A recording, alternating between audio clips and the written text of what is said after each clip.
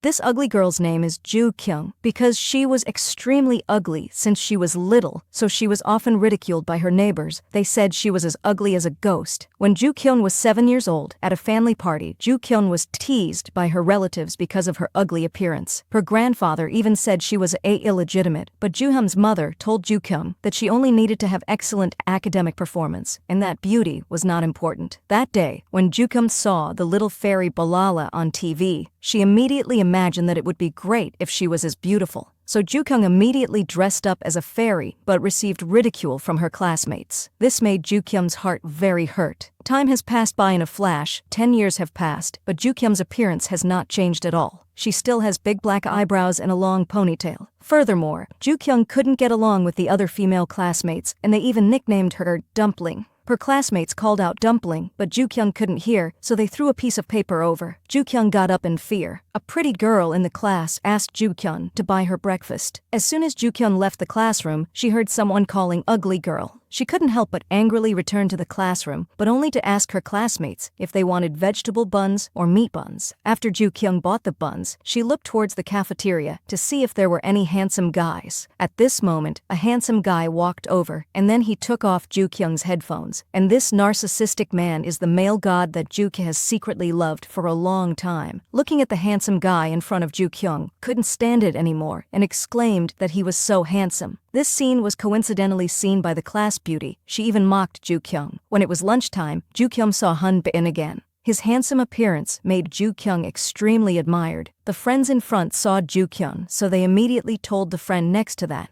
they would give him 10 million if he dated Ju Kyung. But he immediately shook his head and refused. A moment later, it was finally Ju Kyung's turn. She decided to confess her love to Han Bin. So Ju Kyung mustered up the courage to meet Han Bin tomorrow afternoon. Unexpectedly, Han Bin happily agreed. Coincidentally, that a scene was seen by the class beauty. She decided to confront Ju Kyung. After lunch, the class beauty went to Han Bin and said that Ju Kyung was not worthy of someone as beautiful as Han Bin. Han Bin quickly said that he just felt sorry for Ju Kyung. At this time, the beauty girl said that she wanted to date Han Bin tomorrow noon. Hearing that the beauty girl wanted to date him, he was extremely happy. Seeing that the plan had succeeded, the beauty girl left with an evil smile. In the evening, when Ju Kyung returned home, she rushed into the kitchen and started making a love lunch to prepare to confess to Han Bin tomorrow noon. After being busy for several hours, the love bento box was finally finished. Ju Kyung lay on the bed thinking about confessing to Han Bin tomorrow, feeling extremely happy. The next day, Han Bin took the bus straight to school. Due to inertia, when the car suddenly stopped, Ju Kyung sat on a classmate's lap. This classmate saw Ju Kyung and immediately pushed her aside with a disgusted look. 10 minutes later, Ju Kyung arrived at class. She was about to sit down when the beauty girl came over. Before the beauty girl could even say anything, Ju Kyung automatically went to get dumplings for this friend. After Ju Kyung left, her friends opened her love bento box and ruined it. At noon, Ju Kyung confessed to Han Bin, whom she had secretly loved for a long time. Unexpectedly, Han Bin felt that she was insulting him, so he immediately said insulting words to Ju Kyung. Han Bin even knocked the lunchbox that she had prepared for a long time to the ground. Just like that, Ju Kyung's first confession finally failed. At this time, a group of classmates came to watch her antics. They even picked up their phones and recorded her miserable appearance. Ju Kyung faced the camera with a very reluctant expression. Then she was pushed to the ground by her male classmates. Ju Kyung cried sadly. She asked them why they hurt her like that. She had never done anything wrong to them. At this moment, the beauty girl bent down and pointed at Ju Kyung's forehead and said that it was because she was ugly that she was treated like that. On the way home after school, Ju Kyung saw a video of her confessing to Han Bin online. People commented that Ju Kyung was the ugliest person they had ever seen. They also said that she was ugly and shameless. How could she go to school in the future? These comments made Ju Kyung unable to hold back her tears. She wondered if being ugly was a sin, if being ugly meant being bullied.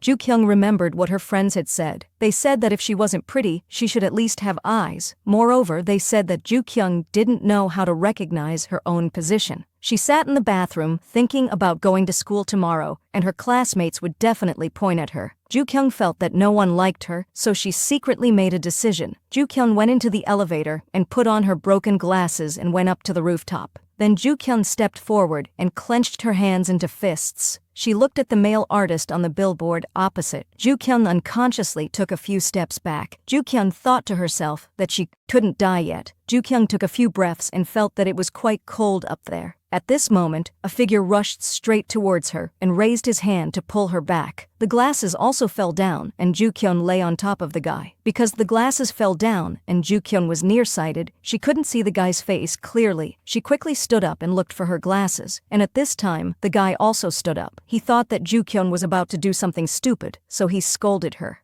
Joo-kyung wanted to explain, but the guy didn't give her a chance to intervene. After that, the two of them prepared to go back, but Joo-kyung didn't have her glasses on, so she couldn't see anything. She could only hold onto the stairs and walk slowly. As a result, the elevator broke down again, so the two helpless people could only take the stairs. Joo-kyung accidentally stepped on it and fell to the ground. While she was in despair, the boy came back. Then he reached out and helped her stand up. Because Joo-kyung couldn't see, so she directly touched the boy's butt. She apologized to him and said that she didn't mean to. The boy was also very helpless. In the end, the boy carried Joo-kyung on his back and walked down the 30 floors one by one. Because Joo-kyung couldn't see clearly, she thought the boy was some old man. After 10 minutes, they finally reached the ground floor. The boy asked the guard if the elevator was broken. The guard told him that the elevator was just undergoing routine maintenance for a few minutes. After hearing that, the boy was confused for a moment. After going out, Joo-kyung took a taxi home. The boy who saved Joo-kyung was named Suho. Just now, Suho saw Joo-kyung about to do something stupid, which reminded him of his dead classmate. That's why he risked his life to save Joo-kyung. Joo-kyung, who was sitting in the car, suddenly thought of the last words she said to her mother on the rooftop. If her mother heard them, she would definitely be very worried. Joo-kyung quickly picked up the phone and called her mother, but no one answered. At this time, everyone in Joo-kyung's house, everyone was extremely tense. The reason being that her father owed a lot of money. When Joo-kyung returned home, she saw her mother crying. She thought that her mother had heard the message she left, so she quickly ran to hug her mother. Her mother also hugged the son and daughters, and even said that they should die together. Joo-kyung said that she shouldn't have said those words, but she didn't know that her mother was crying because her family was in debt. Joo-kyung said that it was because her mother gave birth to her like this, and her older sister and younger brother both looked like their father. She was the only one who resembled her mother, so she was very ugly. A few unexpected words made everyone confused. Joo-kyung said that she didn't want to die anymore and wanted to get plastic surgery. Unexpectedly, she was beaten by her mother. Her mother told her to get out of here quickly and not make her mother angry anymore, while she kept muttering to her mother to let her get plastic surgery. At this time, a netizen sent her a makeup video. After opening it to watch and comparing the before and after makeup photos, Joo-kyung was extremely surprised. The next day, she put on so much makeup that even her relatives didn't recognize her, and then she went to school. Everyone was surprised. When Joo-kyung confidently walked into the classroom, even the beauty girl, who had always looked down on her, was surprised. Unbelievably, her classmates immediately burst out laughing. Some of them even hurriedly took out their cell phones to record. Joo-kyung also realized that she had failed, and just like that, she once again became the laughingstock of her classmates. That night, her mother called to borrow money everywhere. After hanging up the phone, Joo-hun's mother stood up and went back to her room. But when she heard someone calling "Mother," the mother reacted. It turned out to be Joo-kyung. She almost scared her mother to death. Mother thinking that Joo-kyung was trying to scare mother, but Joo-kyung said she was just putting on makeup. Mom said she wasn't putting on makeup but rather scaring a ghost. Then Mom told Joo-kyung to go wash her face. Only then did Joo-kyung realize how embarrassed she was today. Then she walked over and grabbed Mom's hand, asking her mother to transfer her to another school. Mom said, "I was also planning to transfer for you." It turned out that Joo-kyung's father owed money and had to sell the house here. When Joo-kyung heard that she had to transfer schools, she was so happy. Mom saw her so happy and thought that she was happy because the family was about to go bankrupt. At that moment, Joo-kyung's younger brother also came home from school. He was startled by his sister's face. When Joo-kyung returned to her room and looked in the mirror, she began to appreciate the successful makeup looks of people online. Joo-kyung sighed and wondered which step she had gone wrong. Then she took out a knife and cut her piggy bank in half. The next day, she took all the money she had saved and went to the mall to buy a lot of cosmetics. After returning home, Joo-kyung started to trim her eyebrows, but due to carelessness, she accidentally shaved them off. Then she consoled herself and said that she needed to redraw them anyway. She could handle it. The next step was to curl her eyelashes, then draw her eyebrows, and finally apply lipstick. After a hard night of practice, all she needed to do was put on her contact lenses. Because Joo-kyung had to move and didn't have much time, so she put on a mask in the car. Coincidentally, Suho stepped out at this moment. Joo-kyung's father suddenly opened the car window, causing the mask, which had been dry for a long time, to fly out. Unfortunately, it landed on Suho's face. Joo-kyung was so scared that she quickly got into the car, while Suho was extremely angry. After moving to the new house, Joo-kyung continued to put on makeup. Today, she was going to a new school, because first impressions are very important,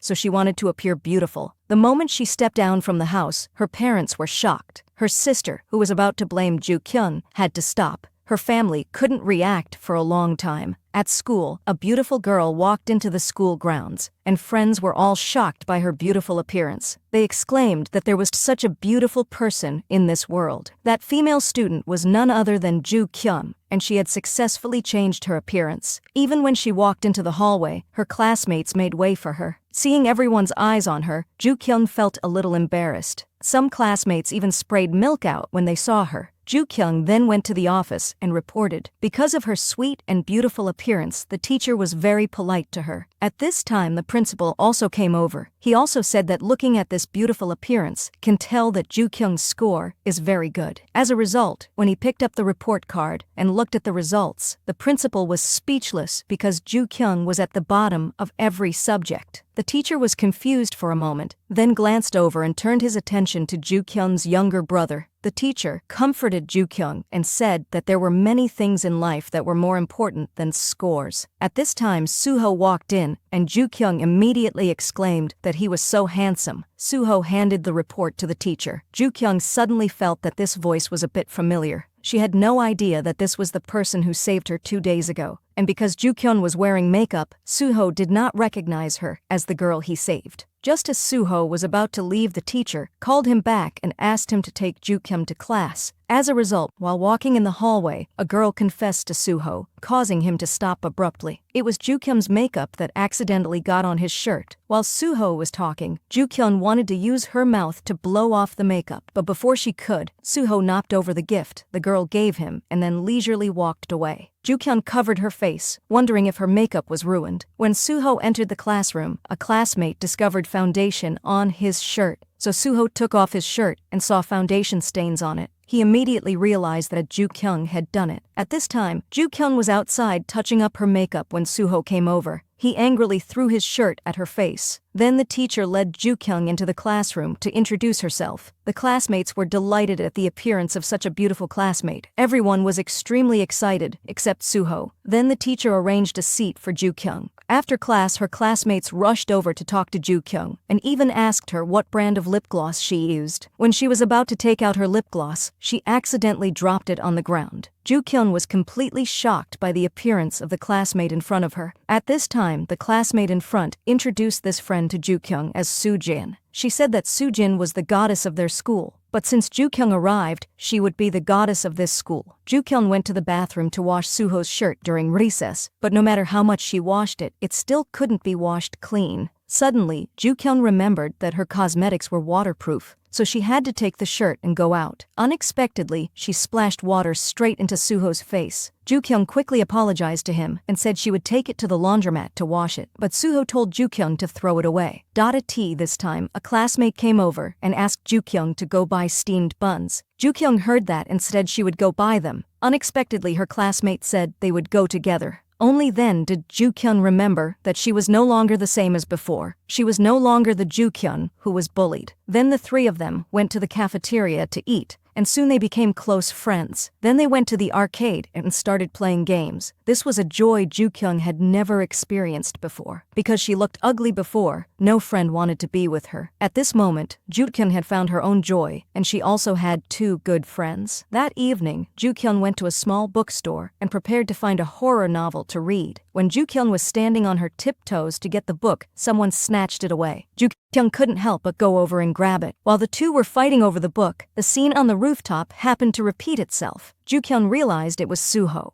Because Ju-kyung was now barefaced, Soo-ho didn't recognize her as a classmate. This scared Ju-kyung very much. When she was about to escape quickly, the boss grabbed her and insisted on forcing Ju-kyung to finish the bowl of noodles before leaving. Ju-kyung had no choice but to take a big bite. Unexpectedly, Soo-ho sat right next to her. Ju-kyung was scared and quickly sat to the side, afraid that he would recognize her. Only then did she realize that Soo-ho was quite handsome, slender fingers, and a handsome face. After observing, Ju-kyung felt that Soo-ho didn't recognize her, so she tried to talk to him. After talking, Ju-kyung confirmed that Soo-ho didn't recognize her as a classmate. After eating the noodles in a hurry, Ju-kyung ran away, but a shoe fell off, so she had to go back and pick it up. Just like that, Ju-kyung ran out with one foot bare. After returning home, she was ridiculed by her younger brother. Her younger brother also said that her pretending to be a goddess would be discovered sooner or later, which made Ju-kyung very angry. Soo-ho was very confused at this time because he knew that the girl just now was the one he saved last time. But why did she pretend not to know him? He had no idea that Ju-kyung couldn't see his appearance clearly last time. The next day, it was time to go to school again. Ju-kyung applied a thick layer of foundation on her eyelids. She thought that perfect makeup was the only way for her to survive, that only by being beautiful could she have everything.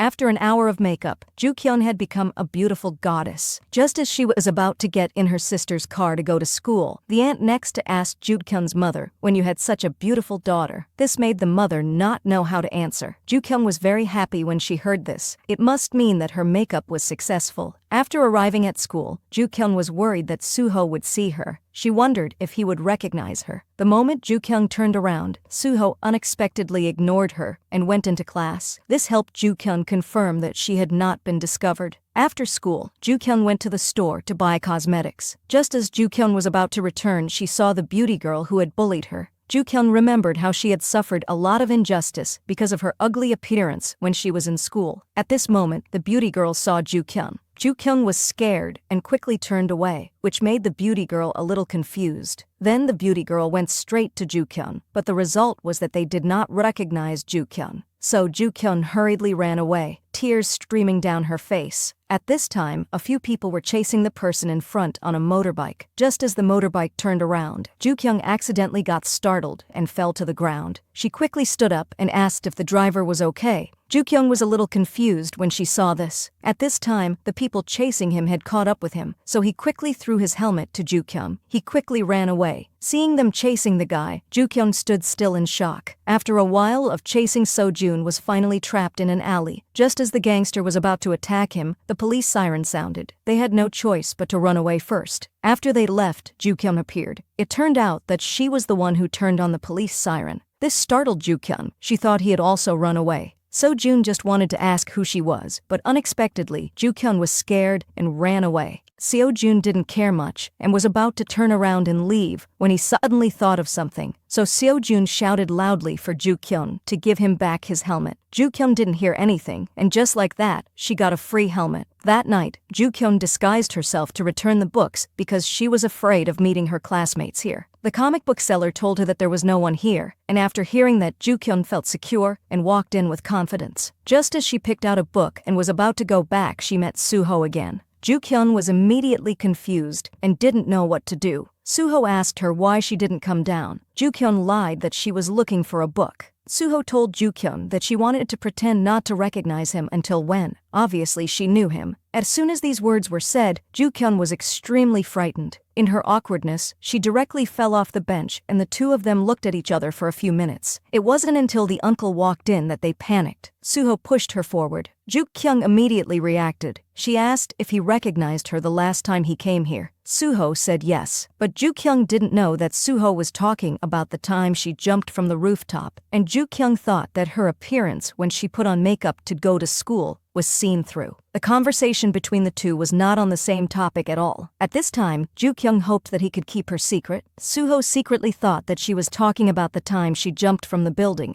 so he agreed. But Ju-kyung felt that empty words were not trustworthy, so she drafted a confidentiality agreement and asked Soo-ho to sign it, but Soo-ho refused. Later, the two mentioned a book during their discussion, and the book happened to be in Ju-kyung's hands.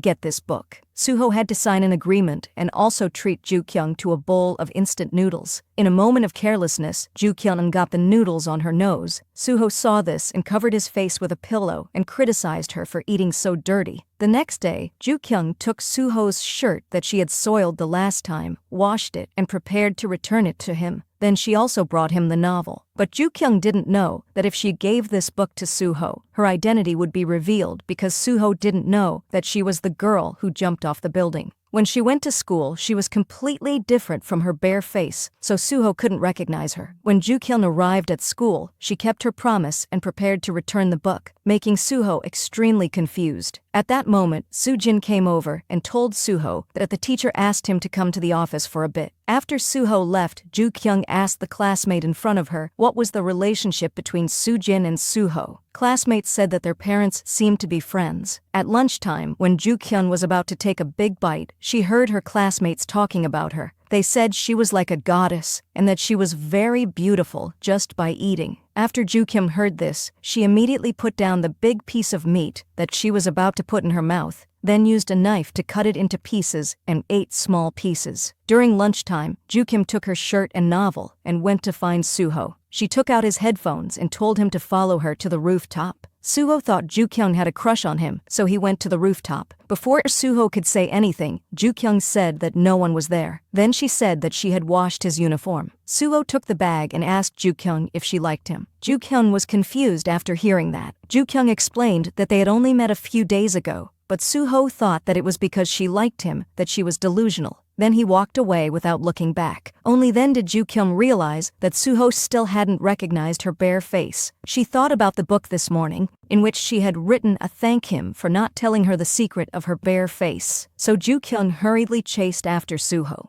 After a chase, Ju-kyung finally caught up with Suho. She grabbed the bag and said that she had given him the wrong thing, but Suho didn't return it to her. Ju-kyung was confused and didn't know what to do. Suddenly, an idea came to her. She told Suho that there were sanitary napkins in there. Suho's whole body stiffened. Ju-kyung ran straight to the bathroom. She didn't know what secret Suho wanted to keep from her. Had she met Suho before? This made her feel very confused. While on the bus, a pervert came and sat next to Ju-kyung. Seeing her sleeping soundly, he took out his cell phone, but was seen by a classmate next to. Soo-jin immediately stepped forward and slapped him. While Soo-jin was explaining, the man took the opportunity to push her away and ran out. Soo-jin did not hesitate to jump off the bus and chase after him. She chased the pervert all the way. The students on the bus were shocked to see Soo-jin chasing this man. Because she could not catch up, Soo-jin decided to use her ultimate move. She grabbed her backpack, turned it 360 degrees, and threw it directly over. In this way, the man was subdued. It wasn't until the police arrived that Soo-jin let him go and got on the bus. Everyone applauded her, and Ju-kyung also became Soo-jin's fangirl. After arriving at school while Ju-kyung was walking around the campus with her friends, a motorbike suddenly rushed towards them. When this guy took off his helmet, Ju-kyung's memories came back to her. Ju-kyung thought to herself, how could it be such a coincidence? At this time, the classmate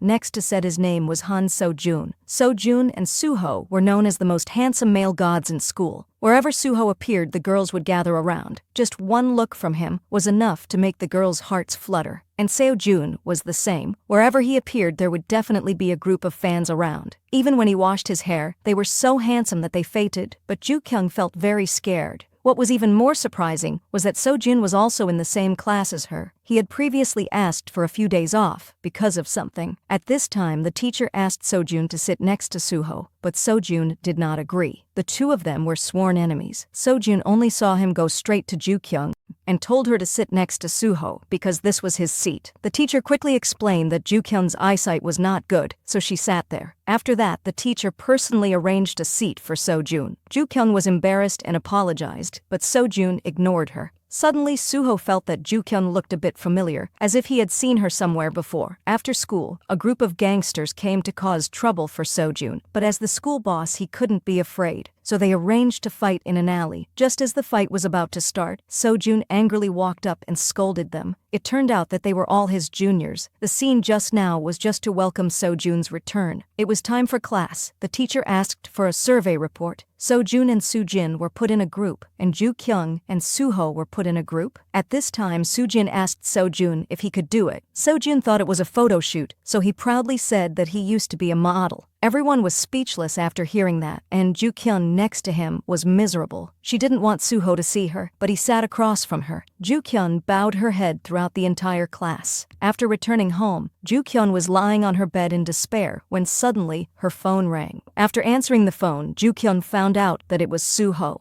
Ju-kyun was surprised and asked how Suho knew her phone number. Suho vaguely said that he had heard from someone else, and he also said that didn't she have something to give him? Ju-kyun immediately looked at the paper bag on the table when she heard that, and then the two of them made an appointment to meet at the park cafe. This made Ju-kyun suspicious. She didn't know who Suho was calling, whether it was her without makeup or with makeup. Ju-kyun also didn't know what to bring. At this moment, she was imagining the scene when she went to meet Suho. If Suho knew that she was the acne-faced girl from the comic book store, he would definitely be very angry because he was deceived. Ju-kyun was confused and didn't know what to do, but suddenly she thought of a good way. In order to prevent Suho from discovering her bare face, Ju-kyun wore a helmet and went out in the middle of the night. Suho asked her why she wore a helmet. Ju-kyun said it was for safety. Otherwise, if she fell off her bike and her face would be deformed, it would be very dangerous. Suho didn't care much and told her to quickly get her things out, but Ju-kyun didn't know if the things Suho was talking about were books or uniforms, so she deliberately said she couldn't find them. Luckily, Suho told her to give him the comic book, so Ju-kyun was able to react in time. After she handed over the book, Suho immediately turned around and left. At this time, Suho told her to drink a cup of hot water before go home. In order to not be recognized, Ju-kyun had no choice but to sit there. Suho asked her if she wanted to wear a helmet to drink. Ju-kyun said it was fine to use a straw. Suho wondered if she wasn't hot. Ju-kyun reluctantly said it was very cool, not knowing that everyone was looking at her at the moment. Ju-kyun couldn't do anything either. No one would recognize her with her helmet on anyway. Suho felt that she was very strange today. Ju-kyun felt like if she stayed any longer, she would definitely be recognized, so she lied and said she wanted to go to the bathroom. When Ju-kyun got to the bathroom, she accidentally scared her sister who was washing her hands. She then took off the helmet, which scared them all. After washing up, Ju-kyun returned to her seat and asked Suho how he knew her phone number. Suho said he found out through the comic book seller. To prevent Suho from finding out, Ju-kyun tried to drink more water and talk less. After a while, she rode her bike home and then went to bed. Ju-kyun sighed and said she would stay away from Suho tomorrow. The next day when she went to class, she returned her clean uniform to Suho and then ran away in despair without saying another word. But as a result, she was stepped on feet by Sojun. Just as Sojun was about to return to class, he suddenly remembered that Ju-kyun was the one who took his precious helmet. During exercise class, everyone was playing soccer when suddenly a ball flew out. Ju-kyun wanted to pick it up but was stepped on by Sojun. Sojun said she took his helmet, right?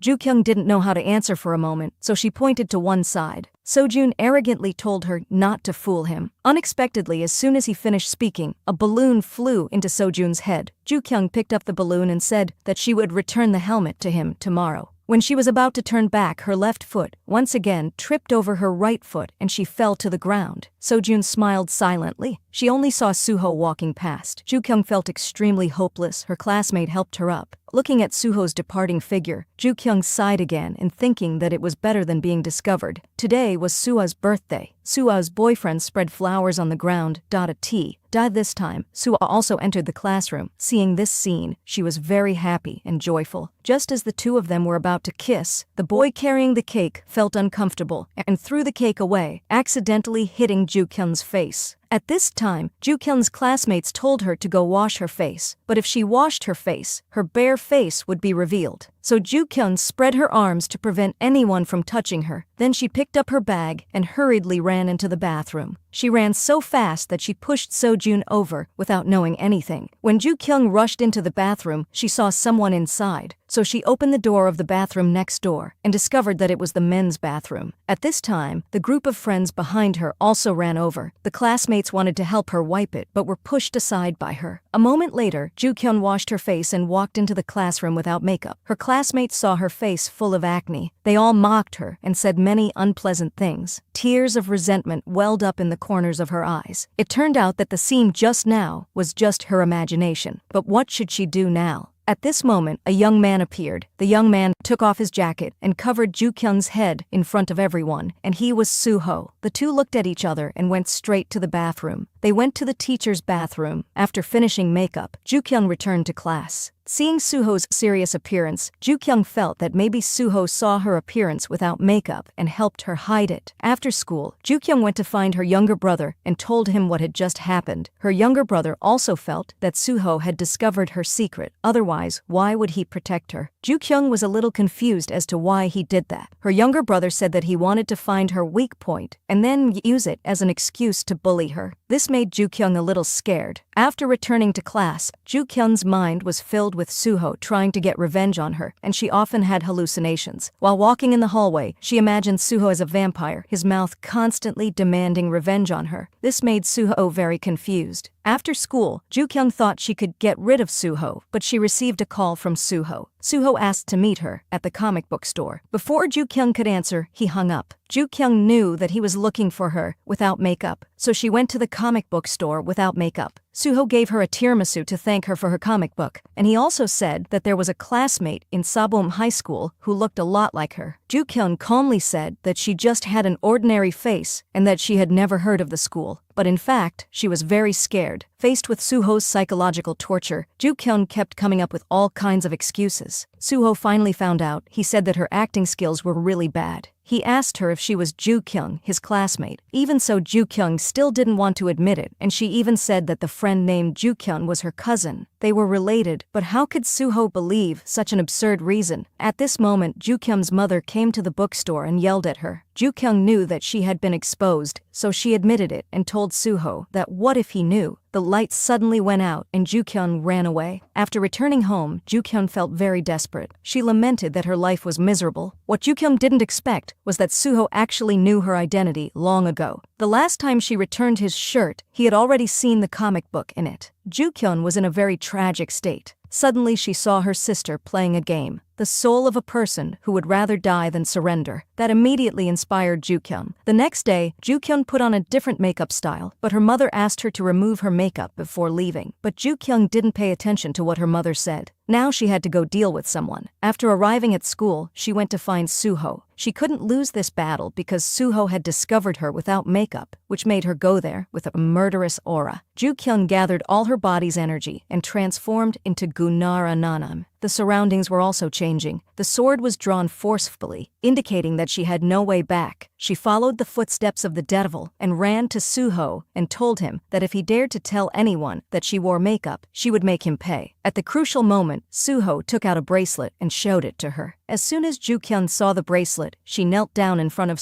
Suho. She begged him not to tell anyone about her bare face, but Suho said why should he listen to her? Ju-kyung said that if he kept her secret, she could do whatever he wanted. Unexpectedly, Suho agreed. At this time, Ju-kyung felt that Suho was simply her guardian angel. After returning to the classroom, Suho felt that the sunlight outside was too bright. Ju-kyung immediately went to close the curtains. During class, Ju-kyung suddenly received a text message from Suho. He said he was thirsty, so Ju-kyung quickly lied to the teacher that she had a stomachache and rushed out, making her classmates laugh. A minute later, she ran over with a bottle of water and gave it to Suho. Although she was very upset, she still forced a sweet smile. Not long after, Sojun was looking in the mirror when he happened to bump into Ju-kyung, who was carrying a stack of homework books home. Just as she was about to leave, Sojun cornered her and asked Ju-kyung why she didn't return the helmet. Only then did Ju-kyung think of the helmet, and she said she would return it to him tomorrow. Sojun said that if she didn't return it tomorrow, he wouldn't let it go. Only then did Ju-kyung escape.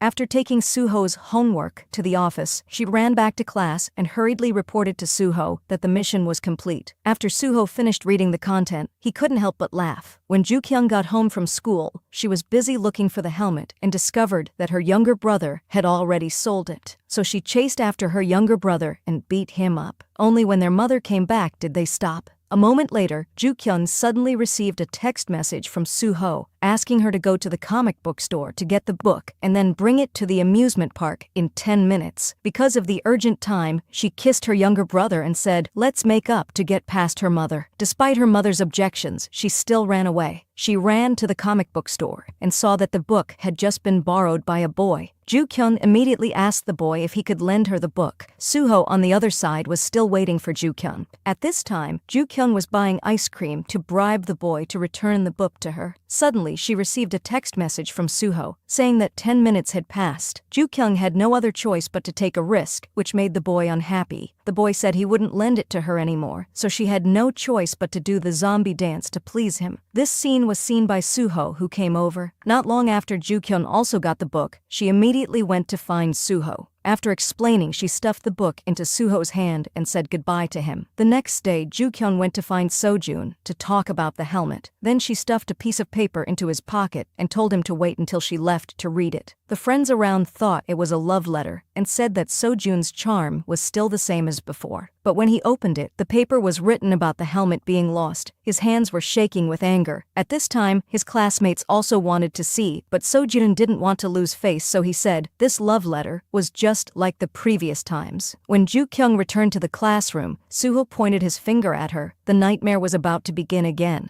That afternoon, Suho called Ju-kyung to the rooftop to eat. At this time, Suho suddenly knocked on the table. It turned out that his purpose was to want Ju-kyung to participate in the school's talent competition. In order to complete the mission, Ju-kyung practiced hard every day. Very quickly, it was time to choose the character. Ju-kyung accidentally drank too much water, so she had to go to the bathroom. After going to the bathroom, she looked in the mirror to encourage herself. When Ju-kyung arrived at the audition door, the crowd had disappeared. She thought they had all gone inside, so Ju-kyung opened the door. She put down the microphone and cell phone and then started dancing. The teachers in the audience were all confused about what was happening. At this time, Suho also opened the door and saw the scene before her eyes. At this time, Ju-kyung was dancing so passionately that she didn't know anything. When the lights turned on, she realized that she had gone to the wrong place. At this time, the entire audience froze and looked at Ju-kyung. She was embarrassed and ran away. Suho smiled with satisfaction when he saw that. When she came home from school, she was scolded by her mother that if she had time to put on makeup, it would be better to learn a new word. A moment later, her younger brother opened the door and had bought that helmet. But Ju-kyung didn't pay attention to that. At this time, Ju-kyung received a text message from Suho asking her to bring him a comic book. So Ju-kyung didn't say anything and hurriedly ran to the comic book store to find the book. When she came out, it started to rain. She stopped for a while and then ran in the heavy rain. Unfortunately, she ran into some thugs at the barbecue restaurant. They cursed Ju-kyung. The thug also said that she was so ugly that she ran out to scare people. Although Ju-kyung kept apologizing, they still wouldn't let it go. The people around Ju-kyung not only didn't stop this thug, but even laughed at her. When Ju-kyung limped over, Suho discovered a wound on her leg. He asked Ju-kyung why she didn't use an umbrella when it was raining.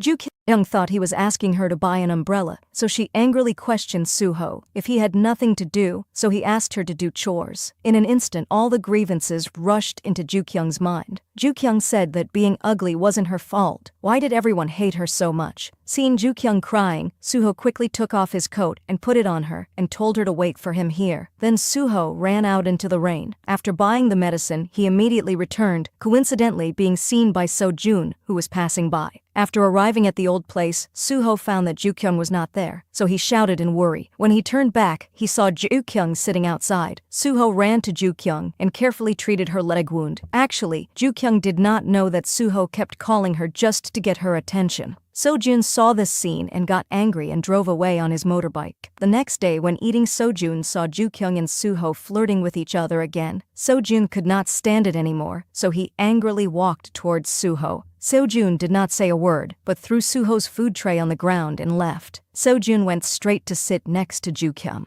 Ju-kyung thought Sojun came because of the helmet, but Sojun said he wanted to eat with her. Seeing this scene, Suho couldn't hold it in anymore. He angrily rushed forward and pulled Sojun up. The reason was also because of Ju-kyung. Sojun directly knocked Suho down. Suho stood up to fight back but still couldn't. But Sojun provoked him again. Just as Suho was about to attack, the teacher arrived, so the fight stopped. Soon news of this spread to every corner of the school. The two male gods started fighting over Ju-kyung. Classmates also asked Ju-kyung which of the two male gods she liked. Ju-kyung was extremely embarrassed. With the help of Suah, everyone dispersed, but this kind of rumor continued to spread. To prevent this, her classmates introduced Ju-kyung to the boys to go on dates. By chance, Suho passed by and heard it, and very quickly, the two decided to meet at the cinema. Suho got there first and sat in the last row, where it was the most deserted. The movie continued to play, but Suho's eyes kept looking at the two people in front of him. Suddenly, he discovered that they were doing something, and this time he really couldn't stand it anymore. So he overcame many obstacles to quickly approach them. After separating the two, the result made Suho confused. He really mistook the person. Ju-kyung heard the noise and turned around. Suho rushed straight into the arms of the long-haired guy. Thanks to that, he escaped Ju-kyung's gaze. After the movie ended, the man made an appointment to go on a date again next time. Ju-kyung readily agreed, and before leaving, the man stroked her hair. When Ju-kyung turned around, Suho went straight into the billboard because he didn't want to be discovered. When Ju-kyung returned home, she received a text message from the man. He said that he was very sorry to Ju-kyung because he had a girlfriend but still dated her, so he specially sent a text message to apologize to her. Ju-kyung was very disappointed about this. The love had just begun and it had ended. It turned out that after Ju-kyung left, the man met another woman and was seen by Suho, so Suho followed the man into the bathroom. After Suho threatened him, the man sent a text message saying that he didn't want to see Ju-kyung anymore. The next day, when Sojun went to school, he drove past Ju-kyung on his motorbike. Ju-kyung was so scared that lipstick got on her nose, which made her very angry. Sojun stopped the car and asked if she and Suho were dating. Ju-kyung shook her head and said no. Sojun looked at her appearance and guessed that it really wasn't. This made Ju-kyung look confused. Class time soon came. The teacher asked Suho, Sujin and Ju-kyung to answer the question on the podium. Sojun raised his hand and looked at Sujin and Suho, then at Suho and Ju-kyung. Sojun shook his head and said no, it was absolutely impossible. Every time Ju-kyung took a test, she got 1 point, so of course she didn't know anything. She wanted Suho to help her. Suho looked at her and ignored her. Soon Sujin and Suho finished and went downstairs, leaving only Ju-kyung, who couldn't write a single word, a T this time. The teacher walked over and told her that the students' questions were completely different, so looking at other people's papers wouldn't help. This directly made Sojun laugh. The teacher saw Sojun laughing so happily, so the teacher asked him to answer the question. Ju-kyung happily returned to her seat, but Sojun was like Ju-kyung. Both of them were the worst students in the class, so they couldn't answer. After school, Ju-kyung went to her mother's shop to help. Suddenly, Sojun and his mother also came to the shop. Ju-kyung was extremely panicked when she saw Sojun. She wondered why he was here. When she wasn't wearing makeup, she absolutely couldn't let others see. Ju-kyung's mother saw Sojun and praised him for being handsome and wanted to introduce daughter to him. After Ju-kyung heard that, she was so scared that she jumped straight onto the bed. Unexpectedly, because she was overweight, the bed collapsed. She used the most elegant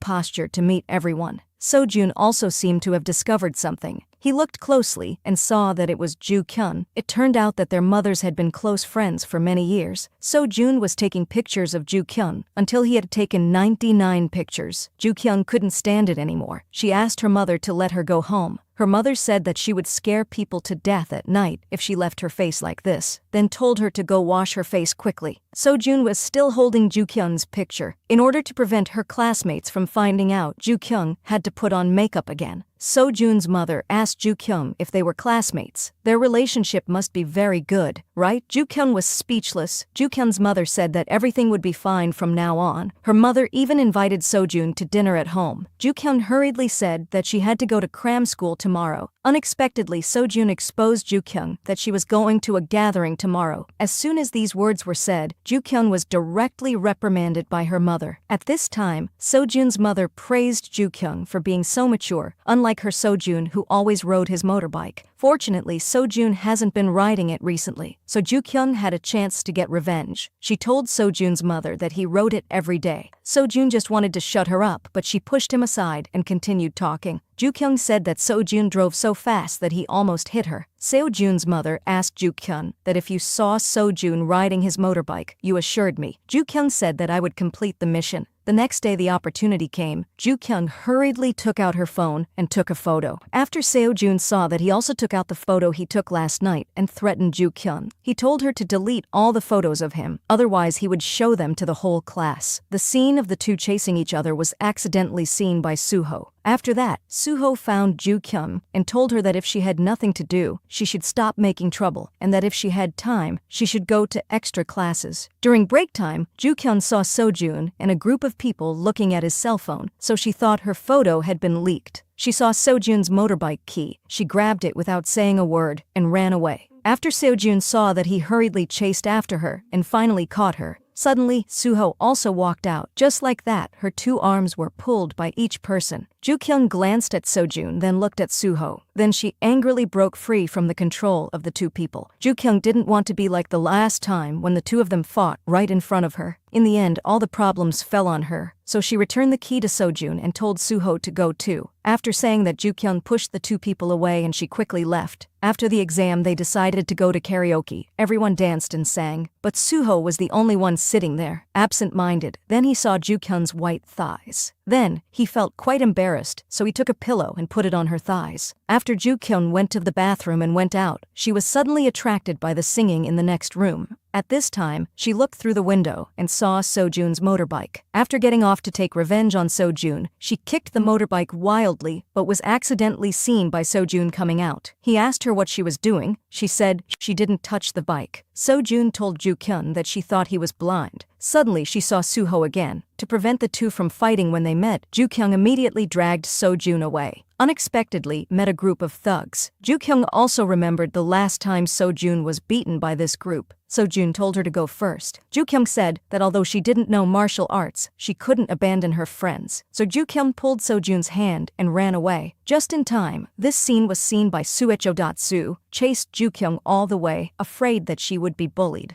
After a chase, Joo-kyung and Seo-jun successfully escaped from the gangsters, but Soo-ho caught up with the gangsters, and they also discovered that Soo-ho also studied at Sabaum High School. Just as he turned to leave, the gangster stopped Soo-ho. He thought that Soo-ho was sent by Seo-jun, so a fight broke out. Soo-ho studied taekwondo, so he was not afraid of them, but he alone could not defeat a group of people. Soo-ho was controlled by them, and he was also punched. Just as the second punch was about to be thrown, the patrol police arrived, so thus avoiding a tragedy. On the other side, Joo-kyung was preparing to ride Seo-jun's motorbike home. Not long after, Seo-jun took her to the comic book store. Unexpectedly, Soo-ho was also there. Now that Joo-kyung saw the 2 of them meet, her heart was haunted. She also thought that the 2 of them must have been husband and wife in their previous life. During the experimental class, Soo-ho pulled Joo-kyung and asked her to sit next to him, and he even gave a bottle of mango juice to his classmate. Then, he gave her another bottle of strawberry juice. Joo-kyung didn't understand what Soo-ho was playing, but she still smiled. During the class, Joo-kyung was holding a bottle of strawberry juice and then turned to look at Soo-ho again. His handsome appearance made Joo-kyung smile unconsciously. At lunchtime, Seo-jun sat down right next to Joo-kyung, but Joo-kyung told him to stay away from her. Seo-jun said that except for this, he could satisfy her in everything. Then, he directly ate Joo-kyung's favorite fried pork, which made Joo-kyung feel angry. Seo-jun clapped her hands, and the next second, 2 large plates of fried meat were placed in front of her. Some students even took out their cell phones to take pictures of the scene. Joo-kyung returned the keys to Seo-jun, but Seo-jun said that it was useless because he had already parked his car in front of her house. The words startled her. Seo-jun was angry, but did not dare to get angry. When Joo-kyung went to the toilet, she dragged a long piece of toilet paper behind her. Seeing this, Seo-jun stepped on it, and even called her a long-tailed monkey. After Joo-kyung saw this, she was extremely embarrassed, so quickly rolled up the paper. At this time, a classmate accidentally bumped into her, and the classmates cheered when they saw this scene. Soo-ho also happened to see this scene. Joo-kyung immediately reacted and pushed Seo-jun aside, and she also said that it was all because of him that she fell. Then she turned around and ran away in shame. In the evening, Joo-kyung received a phone call from Soo-ho, and they agreed to meet at the basketball court. Joo-kyung was very happy to hear it, but when she looked at herself in the mirror, she was stunned by her beauty. So Joo-kyung put on beautiful makeup before going out. The 2 played with the cat, played basketball together, and walked down the street together. The feelings between the 2 quickly increased. The next day when Joo-kyung went to school, she discovered that someone was bullying a friend, and this friend was just like her. This made Joo-kyung think of something similar that had happened to her before. By the afternoon, they still didn't let the girl go, so Joo-kyung poured a basin of water on them. She wanted to stop this evil behavior. Seeing someone come in, the bullied girl ran out. Joo-kyung also followed her out. The bullies also scolded Joo-kyung. Soojin couldn't bear to hear that, so Soojin warned the bullies to be careful when talking to each other in the future. The next day, Joo-kyung went to find a girl named Go-woon because Go-woon had a performance today. Looking at Go-woon's makeup, Joo-kyung saw that Go-woon looked very similar to her before, so Joo-kyung decided to do Go-woon's makeup. After a while, Go-woon suddenly appeared on stage. The audience in the auditorium also admired Go-woon's appearance and kept praising her. At this moment, Go-woon had the confidence she had never had before. Even Joo-kyung's younger brother was stunned. The show ended, and Go-woon hurried over to thank Joo-kyung. At this moment, Seo-jun came over with a bouquet of fresh flowers. Go-woon saw Seo-jun and immediately called out brother. Only then did Joo-kyung know that the two of them were siblings. Joo-kyung was the most beautiful goddess in the city, but every time she took a test, her score was extremely low. When Joo-kyung's mother saw Joo-kyung's report card, the mother was so angry that she had to take out a fan to cool down, but she accidentally blew the fan into the homeroom teacher's face, causing the teacher to immediately cover his eyebrows with his hair. It turned out that the teacher was born without eyebrows. The homeroom teacher worriedly asked Joo-kyung's mother if she saw anything. At this time, Joo-kyung's mother gave the teacher a business card, meaning that she was an eyebrow tattoo artist. When Joo-kyung's mother walked out, she saw the male god in her heart. It was Soo-ho's father. Because he was a big star, he immediately attracted a group of middle-aged women to gather around. At this time, Joo-kyung's mother was captivated by Soo-ho's father's handsomeness. Joo-kyung's mother joked, "Can I buy you with money?" As soon as these words were said, everyone was very surprised. It turned out that Joo-kyung's mother wanted Soo-ho's father to sign an autograph. Joo-kyung was so embarrassed when she saw her mother like that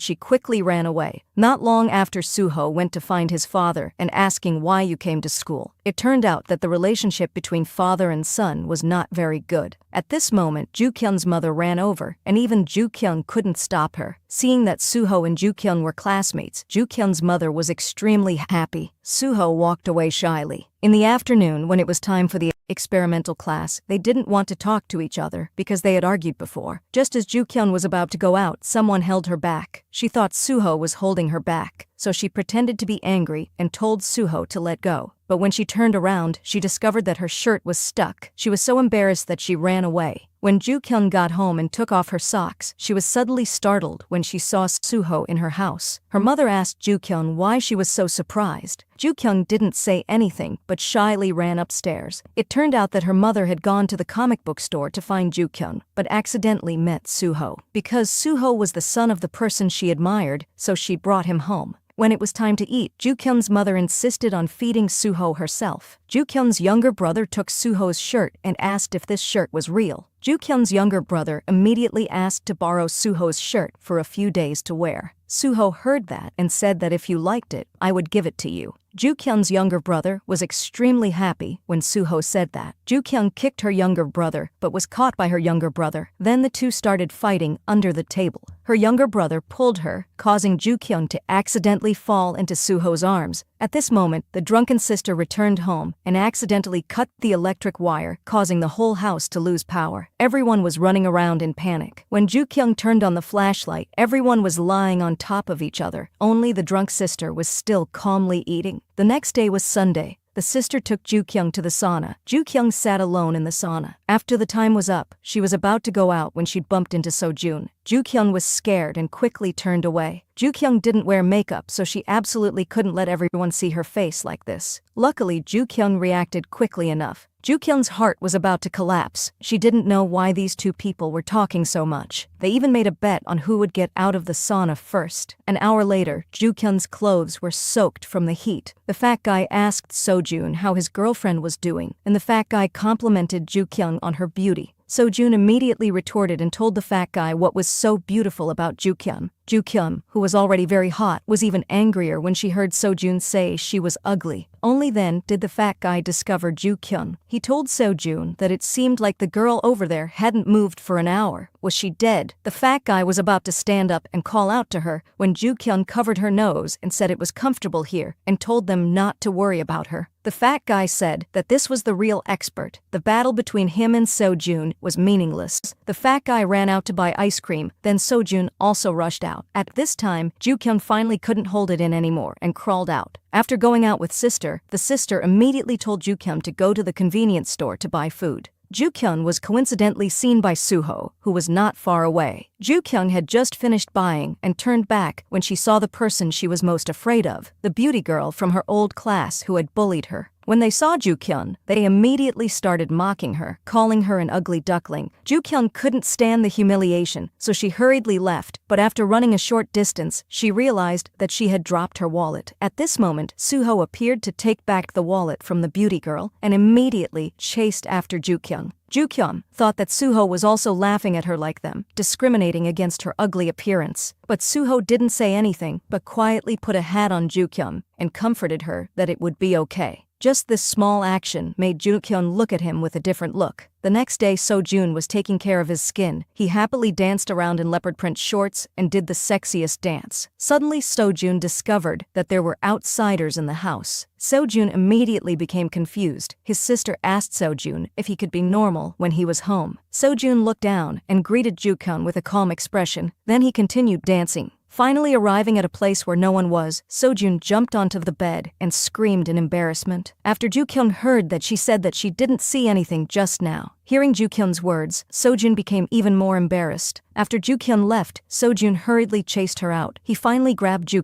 Kyung's hair. The two of them were truly enemies. Joo Kyung suddenly said that she saw everything. Seo-jun panicked and asked what she saw. Joo Kyung said that she saw leopard print panties. After saying that, Joo Kyung looked down at Seo-jun's pants, which made Seo-jun extremely angry. The next day when Joo Kyung went to school, she went to see Seo-jun again. She jumped across in front of Seo-jun. Seo-jun watched Joo Kyung leave. He felt like he had fallen in love with Joo Kyung. At this time, the thugs had found a photo of Seo-jun and Joo Kyung. They thought Joo Kyung was Seo-jun's girlfriend. To get revenge on Seo-jun, the thugs went to find Joo Kyung. Then, they called Seo-jun and told him that his girlfriend was in their hands. Then they told him to come there quickly. Coincidentally, at this time, Seo-jun and Suho were together. Suho was extremely worried when he heard that. At this time, taking advantage of the time when the gangsters weren't paying attention, Joo Kyung made a video call with her classmates. The classmates immediately realized that something was wrong because the people in the video were all gangsters. Soo-jin immediately realized that this was the place she had been to last time. Suho and Seo-jun went from room to search, and finally Suho found Joo Kyung first. He didn't say much and immediately rushed over to beat up the gangsters. Even 4 or 5 people couldn't stop Suho. At this time, Seo-jun had also found the place. He threw his school bag aside and joined the battle. When Seo-jun saw that the gang boss was about to be beaten to death, he hurriedly stopped Suho. But suddenly, Seo-jun saw Joo Kyung's frightened eyes, and then he looked at the gang boss. Seo-jun angrily beat this guy up like crazy. At this time, Joo Kyung's best friend also ran to the scene. Soo-jin did not say a word and directly kicked the man to the ground. After that, the few of them also joined the fight. The match was extremely fierce. Seo-jun and Suho were taekwondo masters, and with a few martial arts of the girls, it didn't take long for the thugs to be at a disadvantage. With the screams, a perfect match and victory for the group of students. The next day, the karaoke bar owner came to the school, so all of them were punished by the school. After school, Suho went to find the male student who bullied Joo Kyung, then used his school idol power to force the male student to apologize to Joo Kyung. The male student was forced to the point of being helpless. That night, he went to find Joo Kyung. Joo Kyung thought he was going to cause trouble, so she sprayed pepper spray in his face. The boy panicked and said he came here to apologize. After apologizing, the boy ran away. Joo Kyung was still confused by his apology. The next day, Seo-jun somehow got 50 points on the exam. Everyone shouted in surprise. Even Seo-jun was surprised by this result. Seo-jun proudly asked Joo Kyung how many points she got on the exam. Seo-jun saw that Joo Kyung got 49 points. She was directly despised and ridiculed by him. Meanwhile, Soo-jin was very angry at this time, because if she didn't get first place on the exam, her father would beat her brutally. That night, Joo Kyung came home because her exam score was bad, so her mother threw away all her cosmetics. She was so worried that she burst into tears. At this time, Suho came to find Joo Kyung. Because the door was not closed, he opened the door directly. Just then, Joo Kyung came out crying. He was so scared that he quickly closed the door and hid to the side. After Joo Kyung came out, she went straight to the trash area to find her cosmetics. Seeing that Joo Kyung was sad, Suho took her to eat noodles. Although she was eating noodles, she felt like she was eating abalone. Thanks to Suho's company, Joo Kyung felt much better. After that, Suho took her home. As a result, she stepped on an earthworm. Joo Kyung was too scared to move. Suho had no choice but to sit down and take off her shoes. Afraid that she would fall when standing on one leg, he told her to sit down. Joo-kyung hesitated for a moment and sat on his shoulder, but Suho said he told her to sit over there. Joo-kyung was embarrassed and didn't know what to say. She took her cosmetics and went home, but was stopped by Suho. Then he pressed her against the wall. Joo-kyung also cooperated and closed her eyes. Finally, he gave her a hairpin. The next day, she brought the hairpin to her extra classes. Suho was waiting for Joo-kyung when he saw that Soo-jin was in a bad mood, so Suho chased after her. After asking, Suho found out that she had not gotten first place in the exam and had been scolded by her father. At this time, Joo-kyung came over and accidentally saw Soo-jin leaning on Suho and crying. Joo-kyung thought about how Suho had said before that he had someone he liked, which made her misunderstand him. When they went to extra classes, Suho told Joo-kyung to sit next to him, but she pointed behind him. Joo-kyung meant that she didn't want to sit in class with him anymore. After school, Joo-kyung also left early. After returning home, the more she thought about the scene of Soo-jin hugging Suho, the sadder Joo-kyung felt. Suddenly, Joo-kyung laughed loudly. Then she imagined the doll was Suho and stomped on it for a while. At this moment, her younger brother walked in. Seeing his sister go crazy made him scared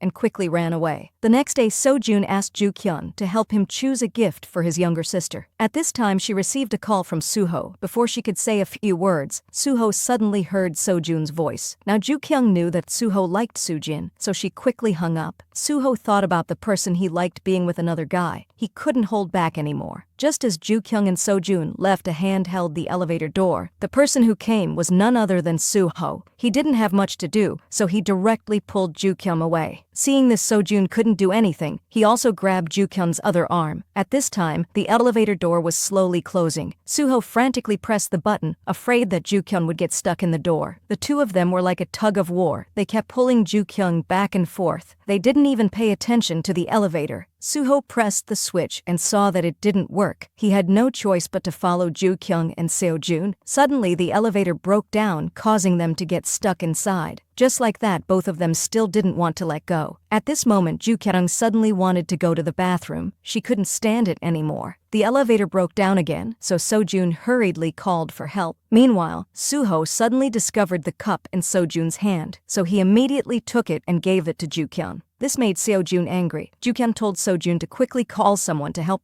Soo. After a minute passed, the elevator maintenance team finally arrived. At this time, Joo-kyung used all her strength. This skill shocked the two men immediately. The next day, the school organized a camping activity. Soo-jin was surprised to find Seo-jun and Joo-kyung wearing couple clothes. Suddenly, a male student ran up to Suho, and everyone noticed Suho. Suho kept looking at the two of them. On the school bus, Suho wanted Joo-kyung to sit next to him, but Soo-jin suddenly sat down there. Joo-kyung had no choice but to sit in the back row, and as a result, Seo-jun also sat next to her. Everyone quickly started shouting and cheering for them to love each other. At this time, Suho's eyes were on Seo-jun. Suho was extremely angry but couldn't do anything. After arriving at the camping site, everyone took a photo together. At this time, the classmates were shouting that Joo-kyung and Seo-jun were wearing couple clothes, so they should take a picture together. When the teacher saw it, he scolded the two of them for wearing couple clothes to go camping. Joo-kyung quickly denied it. After taking the picture, the classmates started teasing them again, saying that the two of them were dating, otherwise why would they wear couple clothes? Suho was very angry at the side. Joo-kyung told Seo-jun to take off his shirt. Seo-jun joked that they had just started and she was already asking him to take off his shirt. Wasn't that a bit hasty? Then the two of them started fighting again. Not long after, the school organized a group game requiring 4 people to form a group. Sua's boyfriend wanted to put Suho and Joo-kyung in a group, so he intentionally pulled Joo-kyung to Suho's side. However, Soo-jin was already in the group, but Sua pulled her boyfriend over, so Joo-kyung accidentally became the extra person. Seo-jun saw this and quickly pulled Joo-kyung into his group. The host asked the 4 people to stand on a piece of paper. The 4 people from Suho's group hugged each other tightly, but Suho's eyes were only on Joo-kyung's group. Very quickly, everyone couldn't hold on any longer. Only 3 groups won points. Then the game started to upgrade. The remaining 3 groups folded the paper into 4. When Seo-jun heard this, he immediately felt that things weren't easy, so he directly picked Joo-kyung up. Suho couldn't stand it anymore. He wanted to rush forward to separate the two of them. Luckily, Sua's boyfriend pulled Suho back. The game continued. Sua also jumped on her boyfriend's back. The four guys from the third team also hugged each other. Suho had no choice but to pick Sujin up. Joo-kyung looked at Suho. Suho also looked at Joo-kyung. In the end, the third group failed. Now only Sojun and Suho's group remained. At this time, the game was upgraded again. The host asked the male students to only put 1 foot on the ground. Not long after, Sojun's team could not hold on any longer and fell down. In the end, Suho's team was the winning team. Suho saw Joo-kyung helping Sojun dust off, which made him even angrier. Sujin also happened to discover this. Then it was time for dinner. Suho's eyes were still looking at Joo-kyung. At night, Suho called Joo-kyung out alone. The two of them went further and further away. Suddenly, a gust of wind blew. In fact, they did not know that this road was called the Road of No Return. Legend has it that there is something evil here. At this time, they discovered a strange boat on the riverbank. At this time, the group of students were listening to the story from the old man that there was a girl who was not satisfied with the marriage arranged by her parents, so she jumped into the well and left this world. From then on, whoever came near this well would suffer the revenge of the witch. But the group of students did not believe it. They also said that there were no ghosts in this world, so they decided to go find out. At the same time, Suho and Joo-kyung were sitting on the boat talking. When they were about to take a photo, a fly flew by. Joo-kyung panicked and fell into the river. After Suho saved her, the makeup on her face disappeared, revealing her bare face. Sujin happened to pass by. Joo-kyung, in order to prevent her classmates from seeing her without makeup, pushed Suho out. Sujin also discovered Suho. Suho hurriedly stepped forward to stop Sujin, but Joo-kyung accidentally fell to the ground. Sujin just wanted to check what it was. Suho lied that it was just a wild boar. Before Sujin could suspect anything, Suho pulled her away. At this time, the group of students finally reached the well. The chubby boys seemed to have discovered something. They gathered together and slowly approached the well. They were so scared that they ran away, not even having time to pull up their pants. Joo-kyung hurriedly stuck her head out to check, thinking to herself that they probably wouldn't recognize her. Joo-kyung was about to turn back when she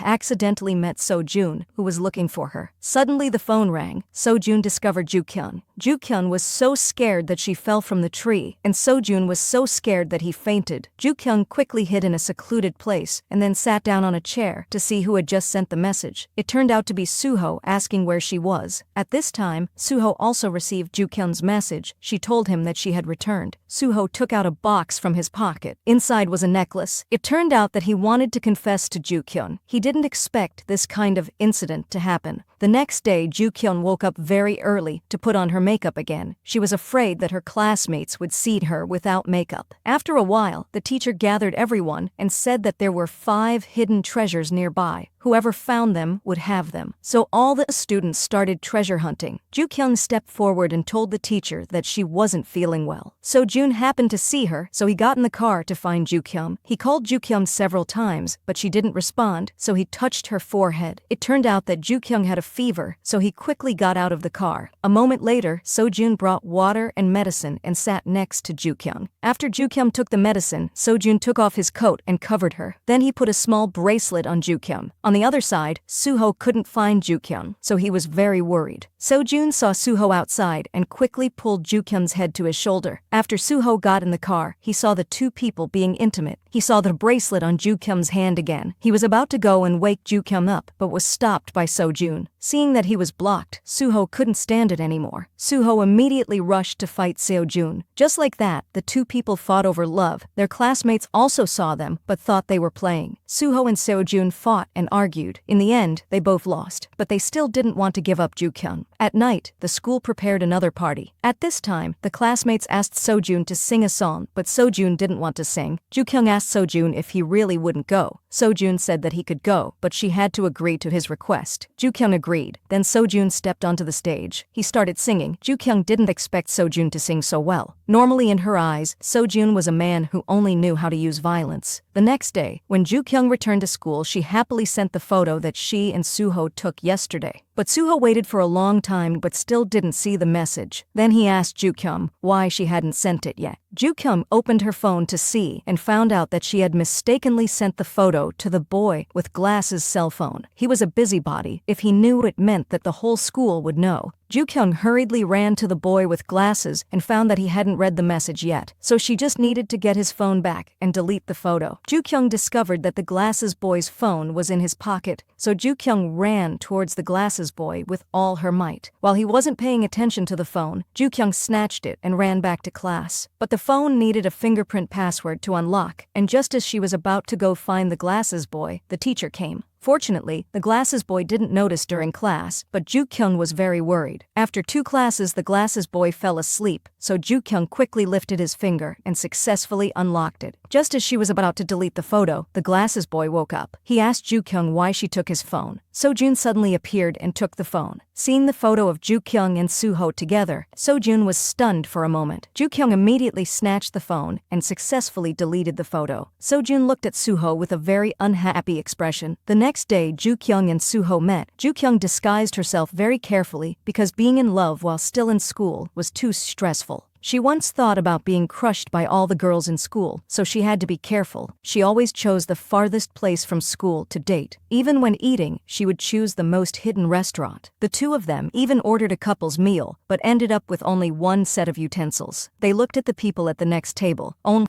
then did they realize that the couple's package was like this. So Soo-ho fed Joo-kyung, but at this moment the waiter ran over and saw this embarrassing scene and turns out that just now she brought up a missing set of cutlery. Suddenly Joo-kyung was startled because she saw her classmates coming to greet her. Joo-kyung immediately told Soo-ho to quickly hide under the table. Her classmates asked Joo-kyung who she was eating with. She quickly said she was alone, but her classmates didn't believe her. They said that one person couldn't order for a couple. Soo-ho below didn't dare to move. The classmates saw this and pretended to leave. Suddenly a butt appeared. Joo-kyung was extremely scared. The male student wearing glasses rationally said that they should still respect other people's privacy. Just like that, he greeted Soo-ho and said a few more jokes before turning around and leaving. On Sunday, Joo-kyung went to look for a part-time job to earn money for tuition because of her lack of experience, so they didn't want to hire her. When she went into the bathroom in a disappointed mood, she saw a pervert changing clothes in the girls' bathroom, only to find out that this pervert was Sojun. Joo-kyung asked him why he was in the women's restroom. Sojun noticed that there didn't seem to be a urinal nearby, so he ran away. It turned out that Sojun was working part-time at this store. He came here today to take a poster photo with his handsome face. Sojun just needed to pose casually, and he would have countless beautiful photos. Joo-kyung also came to watch this scene. At this time, the director saw Joo-kyung's figure, plus the fact that the model had a conflicting schedule today, so the director decided to let Joo-kyung take this place. Joo-kyung heard that she could make money and immediately agreed. Because Joo-kyung was inexperienced, Sojun didn't want to cooperate with her. The photographer saw that they weren't in the right position, so he told them to take a break. During the break, Joo-kyung felt very hot, so she lifted her skirt and fanned herself frantically. Even Sojun couldn't stand it anymore. Joo-kyung also wanted to help Sojun wipe his sweat, but he stopped her. Then he pushed her down on the sofa, and the 2 looked at each other. Sojun said that he was also a man. Joo-kyung replied that of course he was a man. Could it be that he was a woman? At this time, the photographer who came over was very happy to see this scene. He quickly picked up the camera and took a photo right away. The 2 of them cooperated very well. Sojun also took the opportunity to lean close to Joo-kyung, making her feel a little shy. After taking the photo, Joo-kyung took the initiative to invite Sojun to eat to thank him for helping her earn money today. Joo-kyung didn't know that Sojun couldn't eat spicy food, but he didn't want her to be sad, so he still tried to eat it all. After finishing eating, the 2 of them went home. On this side, a couple was feeding pigeons when an uncle suddenly caught the food. Then he put it in his mouth and ate it. The couple looked at the uncle with contempt. Then they threw some more food, but the uncle still caught it. Then he started eating it again, and he even learned how pigeons beg for food. This scene was accidentally seen by Soo-ho. Soo-ho was talking on the phone with Joo-kyung, but her father ran over and hung up. It turned out that Joo-kyung's father was trying to get money from the person who had cheated him, so he chose to run away from home. After that, Soo-ho took Joo-kyung's father home. The father still didn't know that Soo-ho was in love with his daughter, and it seemed that the 2 of them were very compatible. They ate turkey noodles together, watched a football match together, and even hugged each other excitedly. The next morning, Joo-kyung's father told Soo-ho that he would be home later and asked Soo-ho to help keep it a secret. Soo-ho agreed. That night, Soo-ho and Joo-kyung went on a date when suddenly a bus passed by and splashed water on Joo-kyung. Suho quickly hugged Joo-kyung, but this scene was accidentally seen by Soo-jin, who had feelings for Suho. Seeing the intimate behavior of the two made Soo-jin extremely sad. Because Joo-kyung's clothes were wet, Suho took her home. After she changed her clothes and stepped out, the food arrived just in time. At this moment, a head slowly appeared, and he was Joo-kyung's father. It turned out that while he was cleaning, he saw a bottle of good wine. He intended to take only a small sip, but accidentally drank the whole bottle. Just like that, he slept until now. When he wanted to take the opportunity to leave quickly, he heard Suho's voice. He had no choice but to hide under the table. Joo-kyung and Suho also went to that table. Joo-kyung's father still didn't know that Joo-kyung was outside. The two of them were still eating pizza. This made Joo-kyung's father unable to resist his craving, so he secretly reached out and took a piece and started eating a big bite. Because the two of them were watching a horror movie, they were very nervous. Joo-kyung's father saw it and said that this guy dared to bring a girl home and praised Suho for being very brave. Finally, a female ghost rushed out, which scared Suho. He unconsciously approached Joo-kyung, and their eyes met. Seeing the opportunity, Suho slowly leaned towards Joo-kyung. Joo-kyung's father also quietly stuck his head out to see what Suho's girlfriend looked like. He recognized it as Joo-kyung at first glance, which made him angry. Just as they were about to kiss, Joo-kyung's father grabbed Suho's leg, which scared the two of them because they thought a ghost had appeared. When Joo-kyung clearly saw the face of the man below her, she immediately became confused. It turned out to be her father. Seeing this, Joo-kyung was extremely worried. After that, the father and daughter went home together. The father told Joo-kyung that she was absolutely not allowed to sleep with any men before getting married. But Joo-kyung felt that she was really embarrassed just now. For reasons of confidentiality, the father and daughter came to an agreement. The father helped his daughter hide their relationship from her mother, and the daughter helped her father hide the fact that he was staying at someone else's house from her mother. The next day when she went to school, so that Suho wouldn't be taken away by someone else, Soo-jin told Joo-kyung that I liked Suho. Joo-kyung was stunned after hearing that because she was currently dating Suho. Joo-kyung decided to tell Soo-jin about this. When Soo-jin heard that Joo-kyung and Suho were dating, she was very angry. Soo-jin didn't say anything and directly splashed juice on Joo-kyung's face. They used to be best friends, but ended up turning against each other. Suddenly, Joo-kyung stood up and shouted loudly. It turned out that everything was just a dream, but dreams often reflect reality. They were the two male gods of the school, but loved the same girl. That day, they went to Joo-kyung's house to make mandu. Joo-kyung's mother kept praising Seo-jun for being handsome and skillful, while Joo-kyung's father was very attentive to Suho. The mother told Joo-kyung that when she found a boyfriend in the future, she should choose one of these two. Joo-kyung just smiled shyly. Joo-kyung's father said he would vote for Suho. Her younger brother also agreed to vote, but Joo-kyung's mother said that her favorite son-in-law was Seo-jun. Suho was not to be outdone. He said that his father would perform in 2 days, and he would get a ticket for Joo-kyung's mother. Joo-kyung's mother was stunned after hearing this. Suho's father was her male idol, so this put her in a difficult situation. Suddenly, she thought of another way. She would vote for the person who made the better mandu. As soon as these words were said, Suho and Seo-jun immediately became excited. Although they appeared calm on the outside, the battle between the boys was secretly breaking out. The two of them rolled the dough faster and faster because both of them were determined to win this battle. Both of them used their hands that had been single for 20 years to create some pretty mandu. Joo-kyung's family was very surprised. Now they not only demanded quality, but also attractiveness. After a while, they were able to wrap a large amount of mandu, but things didn't stop there. Suho carved a golden dragon with 9 claws, while Seo-jun made an extraordinary crane. Joo-kyung's parents were shocked by these masterpieces. They didn't expect Seo-jun and Suho to have such talent. It was just a mandu, but it gave off a 5-star feeling. As a result, Joo-kyung's father accidentally touched it, and the masterpiece collapsed. In the end, the mother announced that Seo-jun won. Seo-jun directly looked down on Suho. While waiting for the mandu to cook, Suho went to Joo-kyung's room to chat with her. Suddenly he saw pictures of her when she was young, which made Suho think for a while. When he was young, he was sad because of his mother. There was a girl in the comic book store who always thought of different ways to cheer him up. It turned out to be Joo-kyung, but Suho didn't tell her. Instead, he asked her for a picture of her when she was young, but Joo-kyung thought she was ugly and didn't agree. So the two of them fought, and just like that, they fell onto the bed. If it wasn't unexpected, something unexpected would definitely happen. Joo-kyung's father angrily stepped forward and hit Joo-kyung. He said she was at home, how dare she do such a thing, and he told Suho that love must be healthy and pure. It was time to eat very quickly. Sojun and Suho went to get a table. Sojun asked why the two of them were arguing. Sometimes it was love, sometimes it was friendship. Suho said that their arguing had nothing to do with Sojun. Sojun got angry when he heard that. He immediately told Suho that if he saw Ju-kyung unhappy, he would take her back. As soon as these words were said, Suho angrily grabbed Sojun. The people downstairs were studying their work when they heard a thunderous sound from upstairs. The two of them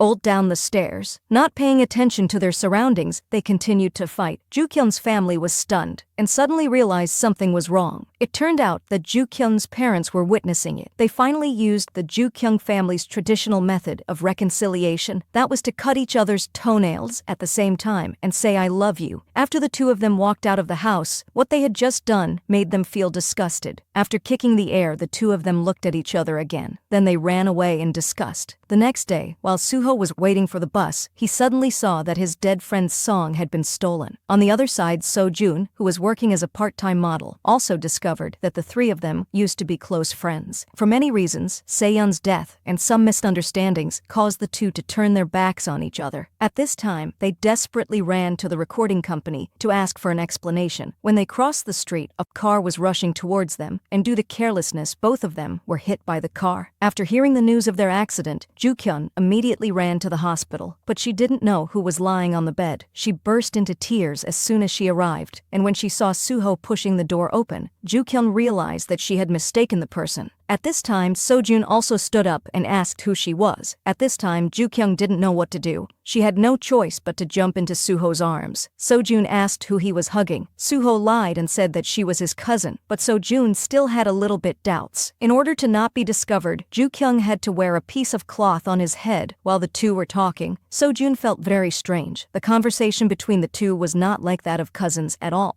Ju-kyung was afraid of being exposed, so she quickly left. The next day, Sojun wanted to go to the toilet, but it was inconvenient because both of his arms were broken. Suho walked in and saw Sojun shaking a little, so Suho asked him what was wrong. Sojun said it was okay. Suho didn't care about him anymore, but Sojun couldn't hold it in anymore. Sojun said he wanted to go to the toilet, but Suho didn't want to help Sojun. Suho even told Sojun to call the nurse himself, but in the end, Suho still couldn't escape taking Sojun to the toilet. At this time, Ju-kyung also put on beautiful makeup and went to the hospital. When she opened the door, she was extremely surprised to see Sojun and Suho lying on top of each other. Suho hurriedly explained that he was changing clothes for Sojun. Sojun saw that the two of them were talking about love and felt very unhappy, so he stood up and went out. Suho thought that Sojun was going to the bathroom, so he asked Sojun if you needed help. Ju-kyung was shocked. She thought that this could help, but when she saw Sojun's hand, Ju-kyung understood. Sojun asked her to stop imagining the scenes in her head. Sojun then ran away embarrassed. Ju-kyung was afraid that Suho would be bored, so she brought him some books from the comic book store, but the books fell to the ground. The two of them bent down to pick it up at the same time, but their shirts accidentally got stuck together. While they were trying to untangle it, her younger brother, who was told by mother to visit Suho, happened to see this scene. After putting the chicken soup down, the younger brother told the two of them to continue. He was going first. The two of them started to untangle their hair again, and coincidentally they heard the voices of Sojun's friends outside. If they saw this scene, the whole school would definitely know. Seeing that there was no time, Suho asked Ju-kyung to hide in his bed. He had just covered himself with a blanket when they rushed in, but Sojun wasn't there. At this time, Suho's classmates also came to visit him. They looked at him for a while, then insisted on lifting his blanket to see, which made Suho extremely scared. Ju-kyung was also trembling in fear under the blanket. On the other side, after Ju-kyung's younger brother came out, he met the goddess he had a crush on. It was obvious that Go-woon didn't like him very much, so Ju-kyung's younger brother started begging for Go-woon's sympathy. Just then Sojun walked over. Go-woon saw Sojun and called out to brother. This surprised Ju-kyung's younger brother. He didn't expect that the two of them were siblings. He had previously thought that Go-woon was Sojun's girl.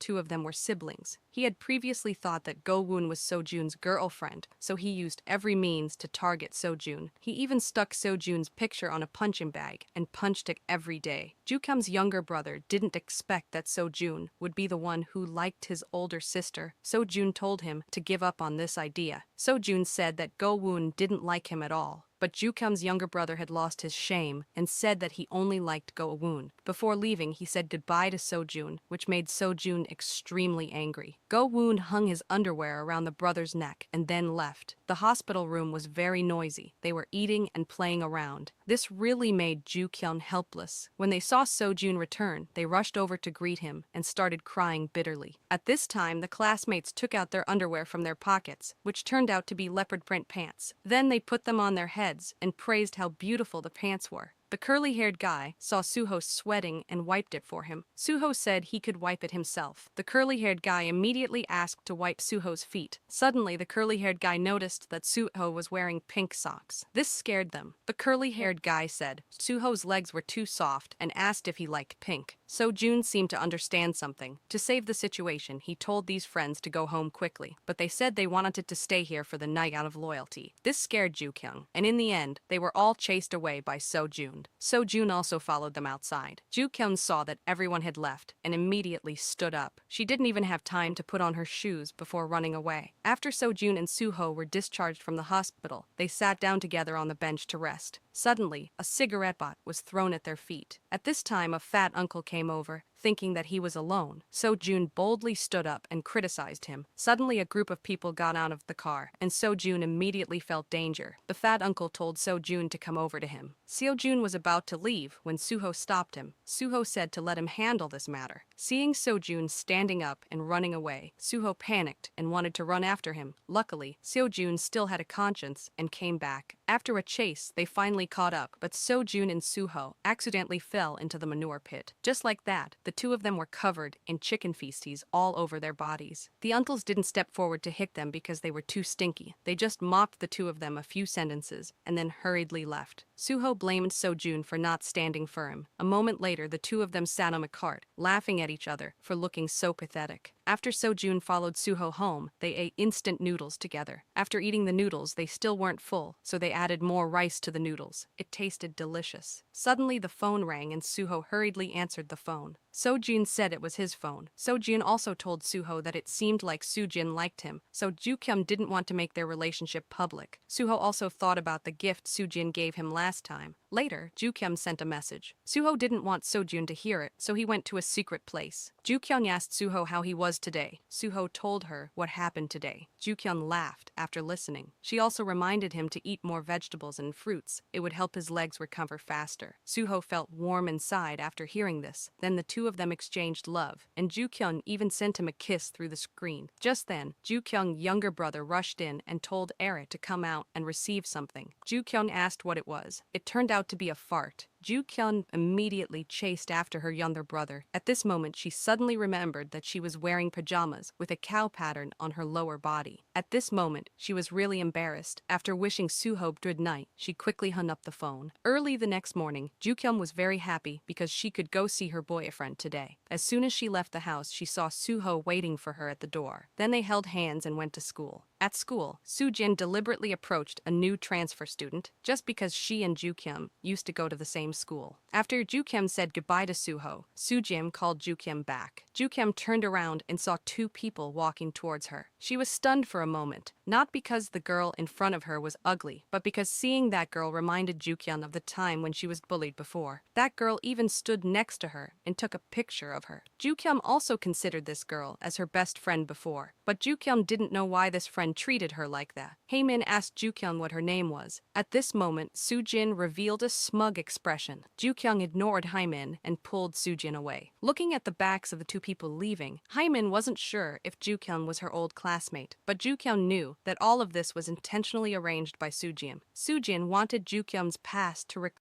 her at the school. That night, Soo-jin went to find the school beauty who studied with Ju-kyung. Soo-jin and the school beauty told the school beauty that Ju-kyung is now the ugly duckling from before, so they took a taxi to Ju-kyung's house to find her to deal with her when they were accidentally seen by Seo-jun, who was passing by. When they just arrived at Ju-kyung's house, Seo-jun pulled them aside. The school beauty thought that Ju-kyung and Seo-jun were in love, so she showed Seo-jun the bare-face photo of Ju-kyung. They thought Seo-jun would be shocked, but Seo-jun said that in his eyes, Ju-kyung is prettier than people like them. Then he took her phone and smashed it on the ground. The school beauty was very angry. Seo-jun warned them that if they dared to cause trouble for Ju-kyung, he would not forgive them. The next day, when Ju-kyung went to school, everyone looked at her with strange eyes. When she entered the classroom, Soo-ah asked her if this was true. After saying that, Soo-ah gave Ju-kyung the phone to see. Ju-kyung saw the video of her bare face being leaped. At this moment, Ju-kyung felt like the sky was falling. Faced with everyone's criticism, Ju-kyung ran out the door in fear. Soo-jin's expression was very smug at this moment. Suddenly, Ju-kyung was stopped by a group of female bullies and pulled aside. Hymin saw it and felt scared. Then they dragged Ju-kyung into the bathroom and used tissue to wipe off the makeup on her face to see how ugly she looked without makeup.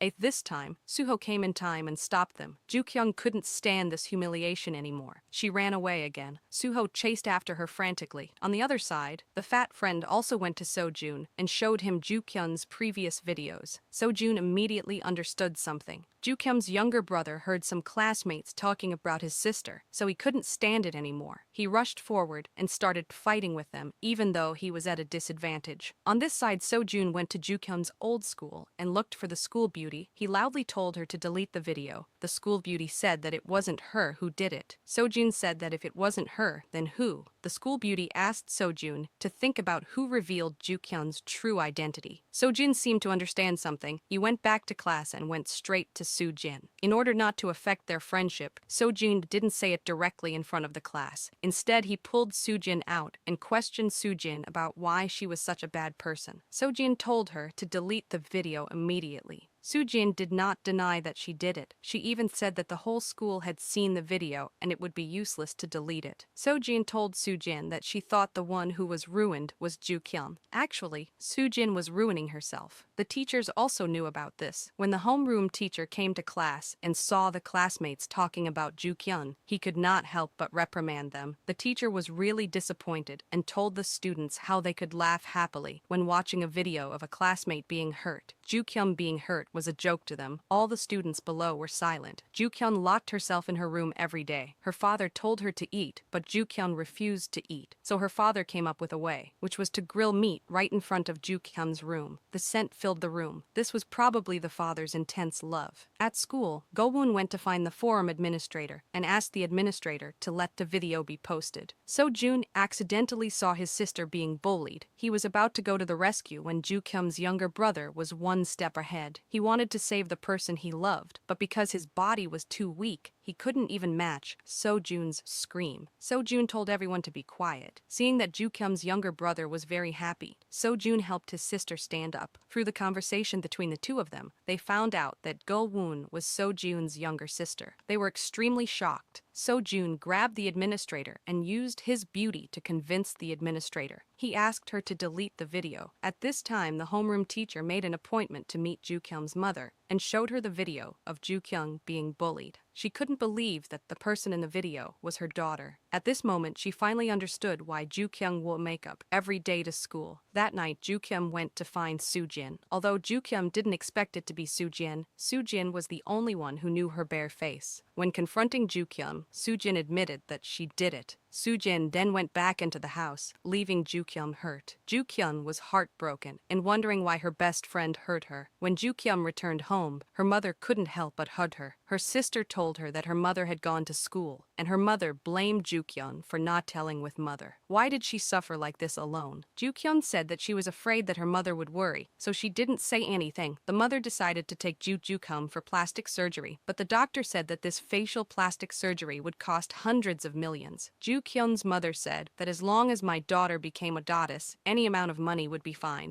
The most basic thing was to have double eyelids, so she had to open the inner corners of her eyes and fill her nose with silicone. As for the tip of her nose, she just needed to use cartilage from her left ear to make it a little sharper. Finally, use flesh from her buttocks to add to the chin below her face, which would make her face look more harmonious. The final look would look like this. The mother could tell at a glance that this was very similar to Ju-kyung's appearance after makeup. Why did she need plastic surgery? It wasn't as good as Ju-kyung's makeup skills. Then the mother pulled Ju-kyung and turned to leave. When they got back to the car, mother wanted to transfer Ju-kyung to an environment where no one knew her. This way, no one would know that her classmates hated her because of her appearance. That night, Suho went to find Jukyun and told her that whether she wore makeup or not, he still liked her because inner beauty is true beauty, while appearance doesn't show anything. Then Suho took Jukyun home. Suho thought about the scene where his classmates cheered Suha up, so Suho went to the comic book store and turned on his phone camera. He danced and showed his feelings for Jukyum through the screen. Jukyum saw the video. Her face was full of smiles. The mother made Jukyum's favorite grilled meat. Her younger brother invited her down for dinner, but she didn't answer. Her younger brother was shocked when he opened the door to an empty room with no one there. It snowed suddenly at school. Jukyun was wearing small leather shoes. Her classmates saw her, and they all looked scared. Jukyun walked into the hallway, and the students couldn't believe it. It turned out that Jukyun wasn't wearing makeup. After she entered the classroom, her classmates didn't laugh at her like before. At this point, she had overcome her own fear. Jukyun tried her best to continue smiling. Her classmates also greeted her warmly. Suddenly, her best friend Suha ran out.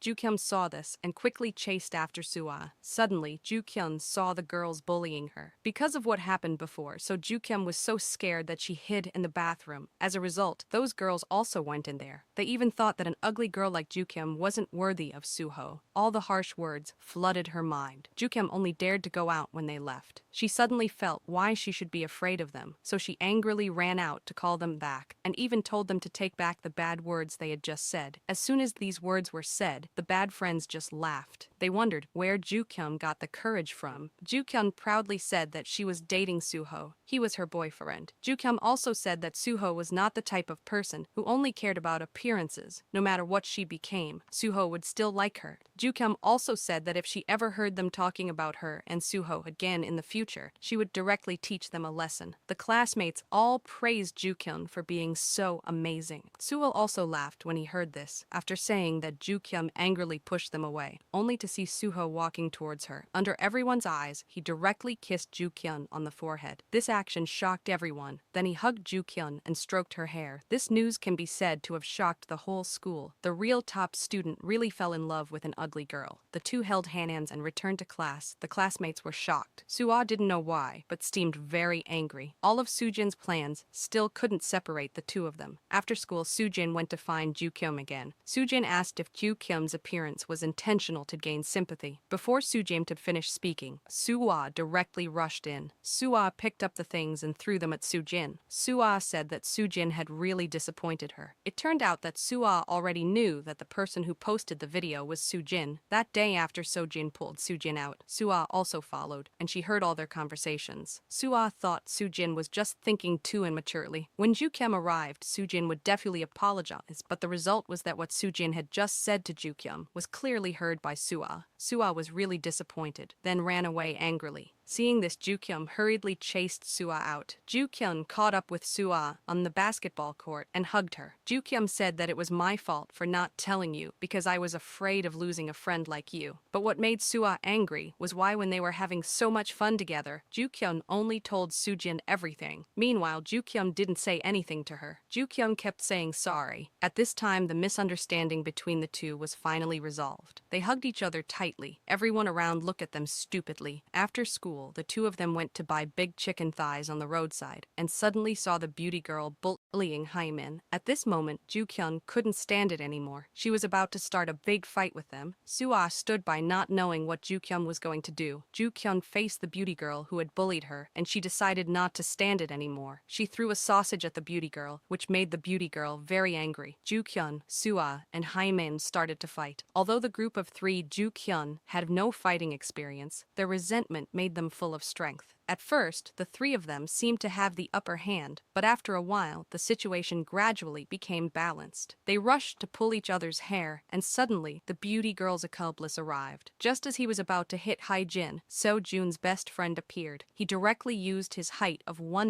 and weight of nearly 100 kilograms to scold the beauty girl group. This made the beauty girl and the others extremely scared. The fat friend told Jukyun and the others to leave first, leaving this place to him. After this battle, the three girls also established a deep friendship. They became good friends and talked about everything. After returning home, Jukyun was so tired that she lay in bed. She said she wanted to call Suho, but accidentally fell asleep. Suho waited on the other side from 12 to 3 in the morning, but still did not receive Jukyun's call. He thought her phone was broken, so Suho called the curly-haired Tae-hoon. The call in the middle of the night made Tae-hoon very angry and hung up the phone. Early the next morning, Joo-kyung hurriedly called Suho. Although Suho had his phone on his head because he had not slept all night, he was too sleepy, resulting in Joo-kyung calling without him knowing. Joo-kyung then goes to her mother's eyebrow tattoo shop and finds out that her mother has secretly signed her up for a makeup class. This made Joo-kyung extremely happy. She hugged her mother in her arms and kissed her mother passionately. Then she went to school. Suho caught up with her. He asked her why she didn't answer the phone last night. Joo-kyung asked if he could give her some space. "Do I have to call for every little thing?" She said she wanted to be more free. Suho hugged her from behind. He asked Joo-kyung what she meant. Did she want to break up? Joo-kyung said Suho was really boring. Just then Seo-joon stopped his motorbike. Joo-kyung happily got on the motorbike. Looking at the backs of the two people leaving, Suho knelt down on the ground in pain and helplessness. It turned out that just now was just a dream. That night, Seo-joon went to the taekwondo gym to play with Suho. Seo-joon also said that fighting would feel better than practicing. Suho said that Seo-joon like that definitely wouldn't be able to defeat someone who practiced. While talking, the two competed to see who was better. But in the first round, Seo-joon was thrown over Suho's shoulder and fell to the ground. In the second round, Seo-joon grabbed Suho's waist and directly pushed Suho to the ground. Suho used his leg to lock Seo-joon's neck and successfully escaped. But in the end, Suho caught Seo-joon. Then Suho used his leg to lock Seo-joon's neck. After 3 seconds, Seo-joon admitted defeat, and the two of them lay exhausted on the ground. Because of defeat, so Seo-joon had to listen to Suho. Suho asked Seo-joon to sing on the street. As soon as Seo-joon's voice started, it attracted a group of people to film. Yuho watched Seo-joon sing with a small smile on his lips. Then the two went to eat pizza together. Suho asked what he wanted Seo-joon to do if he won. Seo-joon said he wanted to confess to Joo-kyung, to hear her reject him personally, then he could give up. Suho was silent. The next day, Suho and Joo-kyung went shopping together. Joo-kyung's cell phone suddenly rang, and when she looked, it was Seo-joon calling. Suho knew that Seo-joon would confess to Joo-kyung, so he told her to go see Seo-joon. Joo-kyung and Seo-joon met very quickly. Seo-joon told Joo-kyung that he liked a girl, but that girl already had a boyfriend. Joo-kyung innocently told Seo-joon to go and steal her back. Seo-joon burst out laughing as soon as these words were said. Suddenly, Joo-kyung seemed to understand something. She asked Seo-joon if she was Sua. Joo-kyung also said that Sua already had a boyfriend. Joo-kyung told Seo-joon that he couldn't steal this love. Seo-joon was helpless and didn't know what to say to Joo-kyung. But looking at Joo-kyung's innocent face, Seo-joon loved her even more. The next day, Joo-kyung got a beautiful hairstyle and went to the zoo with Suho. Then they went to the cafe. The two even drew portraits of each other. Then the two of them went to the beach. This happy appearance made people jealous. But at this time, the two of them still didn't know that a breakup was waiting for them. On the other side, Seo-joon went to Suho's house and knocked on the door frantically. He called, but no one answered. It seemed like Seo-joon had something urgent. It wasn't until evening that Suho was still not found. It turned out that Suho's father had fainted from a brain hemorrhage in the US and was currently undergoing surgery. Suho felt extremely heavy-hearted when he heard this news and had no choice but to go to the US to take care of his father. Faced with separation, both of them couldn't bear to be apart. Finally, Suho began his journey to the US. Looking at Suho's back as he left, Joo-kyung tried not to cry. Until she could no longer see Suho, she burst into tears. Seo-joon didn't know what to say. He just silently protected Joo-kyung. And Suho on the plane also kept crying. Time passed by in a flash. 2 years had passed. Joo-kyung and her friends drank too much at the class reunion. Seo-joon came to pick her up. It turned out that Suho hadn't been back for 2 years. At first, when he went to America, the doctor said that his father could be discharged tomorrow. He had also prepared his luggage to return home. Unexpectedly that day, his father's condition became worse, so Suho had to stay in America. During this time, he called Joo-kyung and hoping that the two of them could break up. He didn't want Joo-kyung to wait like this forever. Joo-kyung cried heartbrokenly and didn't agree to Suho's request. After saying that, she hung up the phone. Seo-joon and Joo-kyung walked out of the hotel. He wanted to carry Joo-kyung home, but Joo-kyung ran to a seafood place to catch an octopus. Seo-joon had no choice but to follow her and clean up the mess. He had no choice but to pick up Joo-kyung and run away. Then he took her to a square. Joo-kyung kept introducing girlfriends to Seo-joon, which made him very angry. Seo-joon warned Joo-kyung not to ask him to meet other girls in the future. The two looked at each other. Seo-joon hugged Joo-kyung. The next day, Joo-kyung woke up in bed, suddenly remembering what happened last night. She kept asking her younger brother to bring her water. As soon as Joo-kyung finished speaking, her younger brother walked out from beside her. Only then did she know that Seo-joon had slept at her house last night. Mom said that Sojun had carried her home in the middle of the night. Could I let him come back like that? Ju-kyung deliberately said that she didn't even remember what happened last night. She had no memory after leaving the hotel. After eating, Ju-kyung chased Sojun out of the house. Then she turned and went back inside. Sojun called her back and asked her if she really didn't remember anything last night. Ju-kyung quickly said she didn't remember. Sojun said that they kissed. As soon as Sojun finished speaking, Ju-kyung's body immediately stiffened. Ju-kyung said that it was better not to kiss. Didn't he remember everything? It turned out that Sojun hadn't kissed her last night because Suho was his best friend. Sojun didn't want to take advantage of Ju-kyung's unconsciousness to do something wrong to his best friend. Ju-kyung returned to her room and she finally realized that Sojun liked her. Ju-kyung couldn't believe that night. Sojun asked Ju-kyung out to eat and he was about to officially confess to her, but Sojun didn't force Ju-kyung to answer. Sojun only said that he hoped she could go on 3 dates with him. Consider it a respect for his confession. After Ju-kyung returned home, she took out the gift Suho gave her before. Many years had passed, but Ju-kyung still hadn't completely let go of Suho. In Korea, there is a legend that when the first snow falls, you will meet the person you want to meet. Ju-kyung looked at her boyfriend who had disappeared for 3 years. She couldn't believe her eyes. Suho walked towards Ju-kyung, step by step. Her eyes were filled with tears. Suho told her that he came here as soon as he got off the plane. Then he caressed her face. Ju-kyung shook his hand away and said that they had broken up. Suho said that he missed her a lot, but Ju-kyung said that she didn't miss him. After saying that she sadly ran away, Suho hurriedly chased after Ju-kyung. Suddenly, Ju-kyung's stomach hurt terribly. Without saying anything, Suho immediately carried Ju-kyung and ran to the hospital. After arriving at the hospital, the doctor told Ju-kyung that she was constipated. Ju-kyung was extremely embarrassed. She grabbed her shirt and ran away. When Ju-kyung got home, Suho called her. Ju-kyung hung up immediately. Sojun heard that Suho had returned and went straight to find him.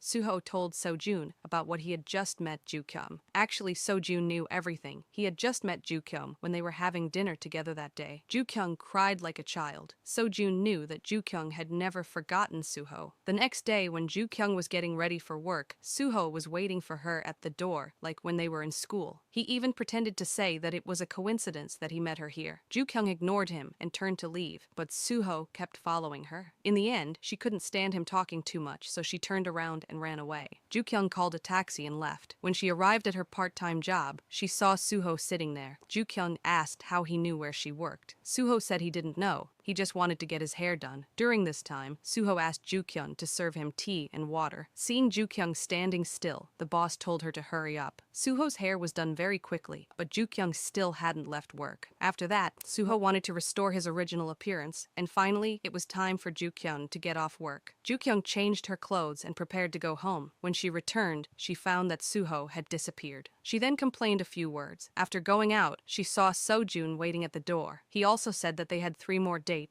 Sojun wanted to start now. As soon as the two of them left, Suho returned after buying food. It turned out that he saw Ju-kyung was busy and hadn't eaten yet, so he left to buy her food. On the other side, Sojun and Ju-kyung went to the ice skating rink. Then Sojun took Ju-kyung to help him choose earrings. As a result, Ju-kyung was tricked. Sojun asked her to pay him. Then they went to dinner together. Suho couldn't find Ju-kyung, so he went to the comic book store. At this time, Sojun took Ju-kyung home and coincidentally passed by the comic book store. As soon as the two said goodbye, Sojun hugged Ju-kyung. Ju-kyung was stunned for a moment. At this moment, Suho walked out of the comic book store and saw the scene before his eyes. Sojun also saw Suho, but he didn't let go. Instead, he hugged her tighter. After a while, Ju-kyung regained her composure and pushed Sojun away. Sojun saw that Suho had left. Ju-kyung was about to explain when Sojun interrupted her. He also said that they had 2 more dates, then he turned and left. As soon as they reached the intersection, Suho appeared and stopped Sojun. The two went drinking together. Sojun told Suho that he was dating Ju-kyung. Suho didn't believe it. After that, the two didn't say anything more and continued drinking. The glasses of wine replaced the words they wanted to say. The next day, Ju-kyung went to Sojun's workplace. Reading Ju-kyung's message, Sojun suddenly felt unhappy. He knew that this day had to come. As soon as Sojun arrived at the meeting place, he immediately hugged Ju-kyung. Ju-kyung didn't know that this was the last time Sojun hugged her. He decided to give up on Ju-kyung. Then Sojun told her that Suho would return to America tonight. He told Ju-kyung that it was still too late to go find Suho. Ju-kyung was stunned for a moment. Sojun saw her stunned and pushed her out the door. At this moment, Sojun's heart was in great pain. He used his own hands to push the person he loved away.